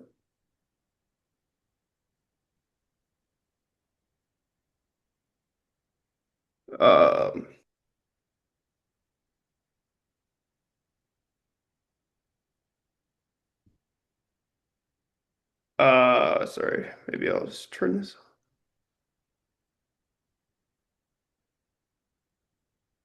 on. Okay, sorry about that. Yeah, as you all probably know, we can model continuum reverberation mapping from an X-ray source corona that powers the accretion disk, and we have like hotter temperatures near the supermassive black hole closer to the corona, and then cooler temperatures as we get farther from the disk. And so you have this effect where the bluer wavelengths of light arrive first before the redder wavelengths of light, and then we could represent this mathematically by these so-called transfer function kernels, where our observed flux is proportional to an X-ray driving signal convolved with these transfer function kernels. And the variability is correlated to the physical parameters, like, for example, the break time of the variability is related to the black hole mass. In order to measure the variability parameters, though, we need methods like Gaussian process regression that could be very computationally expensive, and because they require expensive MCMC sampling, for example. So, so we need new methods that can scale to the massive amount of data we expect from LSST, like machine learning, in order to test different accretion disk models. And measure AGN properties at an unprecedented scale for the tens of millions of light curves we expect. The light curves from LSST can be quite challenging, however. For example, you see that there is highly irregular sampling between all the different 6 LSST bands, and there's long gaps of missing data. So we need new machine learning methods that can handle these challenges for LSST. My main goal is to robustly measure all the AGN and variability parameters for the millions of light curves in LSST, also measure the continuum time lags and reconstruct the light curves themselves. And I don't have too much time to get into how I'll train my machine learning model, but I use both wide, fast, deep, and deep drilling field light curves, and they're simulated from like a lamppost thin disk model with variable temperature slope and a broken power law driving signal, which I think is a fairly sophisticated simulation. So my machine learning model relies on latent stochastic differential equations. This is a type of generative machine learning method that can reconstruct stochastic time series. It finds a continuous time representation of the underlying light curve, and I'll use this to reconstruct different samples of the driving signal. So on the left is just a simple example of fitting a latent SD to a sinusoidal light curve. And here's the math of the actual SD. The important part is just that this Brownian motion term injects this stochastic component to the SD solver, and we can replace these diffusion and drift terms instead of being some analytic function. These are actually neural networks.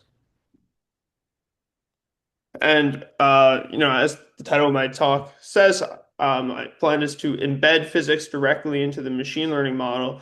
And the way I do that is through an auto differentiable simulator of the accretion disk reprocessing. So essentially you just need to rewrite your simulator in the same language as your machine learning model, and then I could embed that directly into the model, which I'll talk about in a second.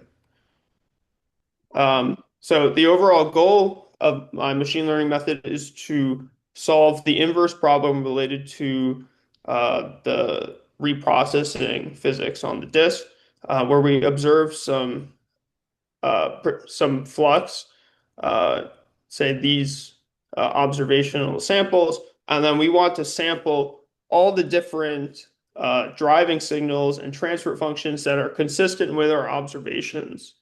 And this latent SD model is good at producing samples for the stochastic driving signal, and we can infer parameters of the disk from, for example, a normalizing flow that can produce non-parametric posteriors on those samples. So that goes into this auto differentiable simulator of the transfer function. So yeah, basically we have samples of our driving signal and transfer function that are consistent with one another, and then we convolve the two within our neural network to produce sample reconstructions of the observed flux. And this should be more robust and interpretable than a simple black box parameter estimator, since we are required to solve for the physics of this accretion disk reprocessing. I won't go too much into the actual machine learning model here. I'll just note that first we encode the light curves using a transformer, the same type of architecture underlying large language models, for example, but a special transformer that can handle the irregular sampling that we expect from LSST. And then there's kind of two paths in my neural network. One is the parameter inference, which relies on normalizing flow. Like I said, it's just a method to produce posteriors that don't need to be Gaussian, for example. They don't have any analytic form, and you could sample from such a posterior using this normalizing flow. and then that will go into our autodiff simulator to get transfer functions. And notice that the parameter inference directly affects our light curve reconstruction. So the sample physical parameters we choose affects the driving signal that we reconstruct with the latent SD model, and then we reconstruct our underlying driving signal convolve with the same transfer functions we infer to get one sample of our reconstructed light curves. And we could do this several times in order to build like a posterior distribution over all the possible driving signals and transfer functions that that fit our observations. I'll also note something interesting. I have this kind of patching technique where we can bin different time bins together into a patch.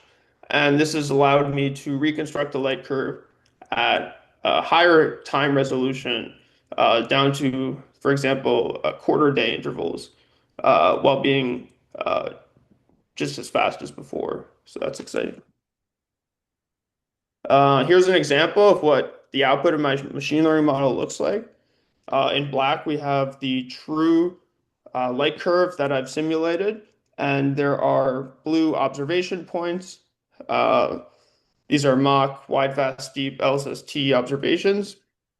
And then my machine learning model produces, I think I just showed 5 different paths of the driving signal and reconstructed light curves and transfer functions. But if we take many of these different paths and combine them together, we could get a posterior distribution that I show here. Basically just combine them into different confidence intervals to get our reconstructed light curve and transfer functions. So you can plot this as a nice posterior, but really we have a bunch of self-consistent samples of like the possible paths that the driving signal and transfer functions could take in order to still reproduce the correct observations. And one nice thing about this is that we can then reconstruct the structure function using each individual samples and then build a posterior distribution over the structure function as well. So the true structure function is here in black, and then I have my reconstruction confidence intervals that's obtained from the individual samples of the driving signal, which isn't observed, by the way, we just reconstructed. And then the different LSST bands. And the blue points are structure functions if I just use the observations themselves. Yeah. And my model also obtains posterior distributions over the parameters, like I mentioned. There's no assumption of Gaussianity or anything like that since we're using a normalizing flow model. Here's just a simple example of what a posterior distribution looks like. Still semi-Gaussian, but there's nothing forcing that into the model. And similarly, we have a posterior over the time lags coming from the transfer functions. On the left is the output of my machine learning model, and I'm also trying to benchmark my model compared to simple time lag measurements like ICCF, although I often found that ICCF kind of underreports its uncertainty, let's say, where sometimes the true value, which I show this black dashed line, can be completely outside of the posterior, for example, in the Z and Y band here. Anyway, when I go to benchmark this for example, the wide, fast, deep, and deep drilling field simulations, the latent SD model clearly outperforms ICCF, especially for wide, fast, deep when there are less observations. And ICCF, at least when I tried, only worked, as in only even really gave me a measurement for about 75% of cases. So yeah.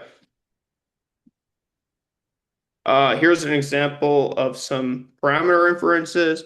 I'll just highlight the black hole mass, for example, can be consistently inferred, as well as the break frequency of the variability shown on the bottom left. Yeah, and I'm also testing some out of distribution driving signals, for example, periodic signals like a sawtooth. You can see my model, while it doesn't recognize that it's a uh, periodic signal, it can still correctly measure time lags and reconstruct the underlying light curve similar to Gaussian processes. I thought this was another interesting case. Like, what if we change the transfer functions themselves? So I added like a second little hump to the transfer functions.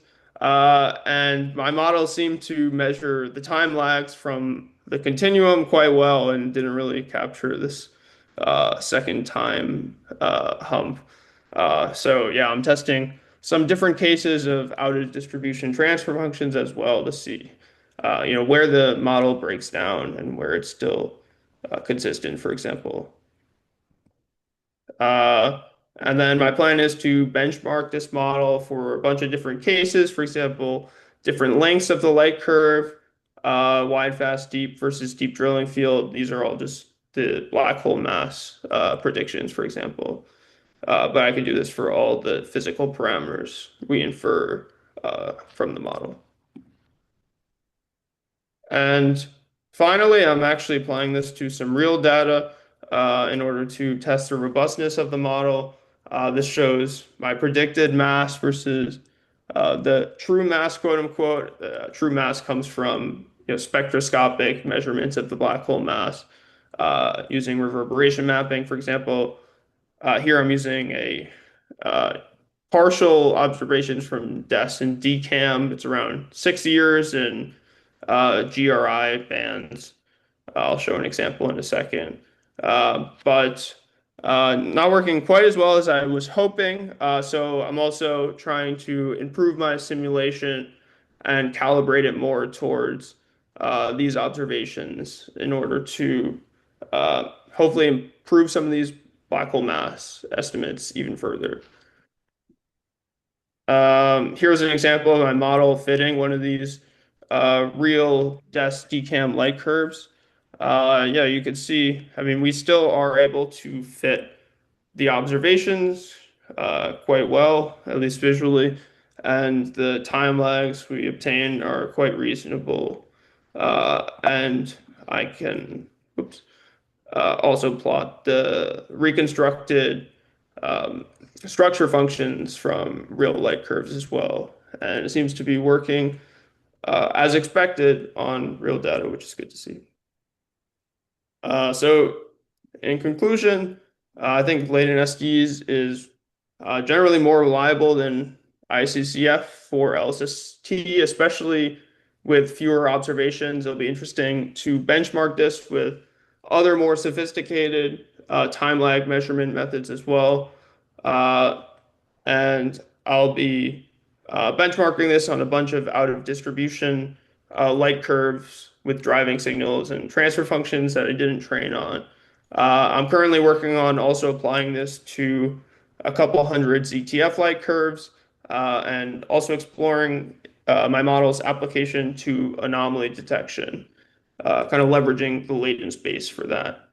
For example, we could look at trying to measure quasi-periodic oscillations, things like that. Yeah, that's it. Thank you.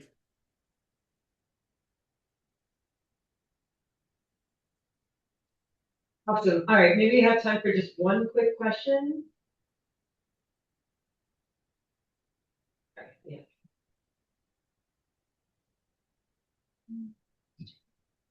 Hey Josh, thank you for the really good talk there. Have you tried applying your model and omitting one of the pass bands and seeing if you can reconstruct what that curve looks like? And then testing it against the real data where they come out sort of similar? I haven't done that yet. I think one of the difficulties is the light curves I have only have GRI bands, so emitting one band might be quite challenging since then you're basically measuring the parameters just from one time lag. It's also probably something I would need to add to simulations, but I think that's a good idea. What I was thinking to do is kind of let's say throwing away like 10 or 20% of observations and then checking how well I reconstruct those observations within a band. And that could also like assess your model on real data when you don't know the true answer. Yeah, it seems like a good additional step. Thanks, Josh. Thank you. Let's thank Josh again. Everyone is expected back at 4:15.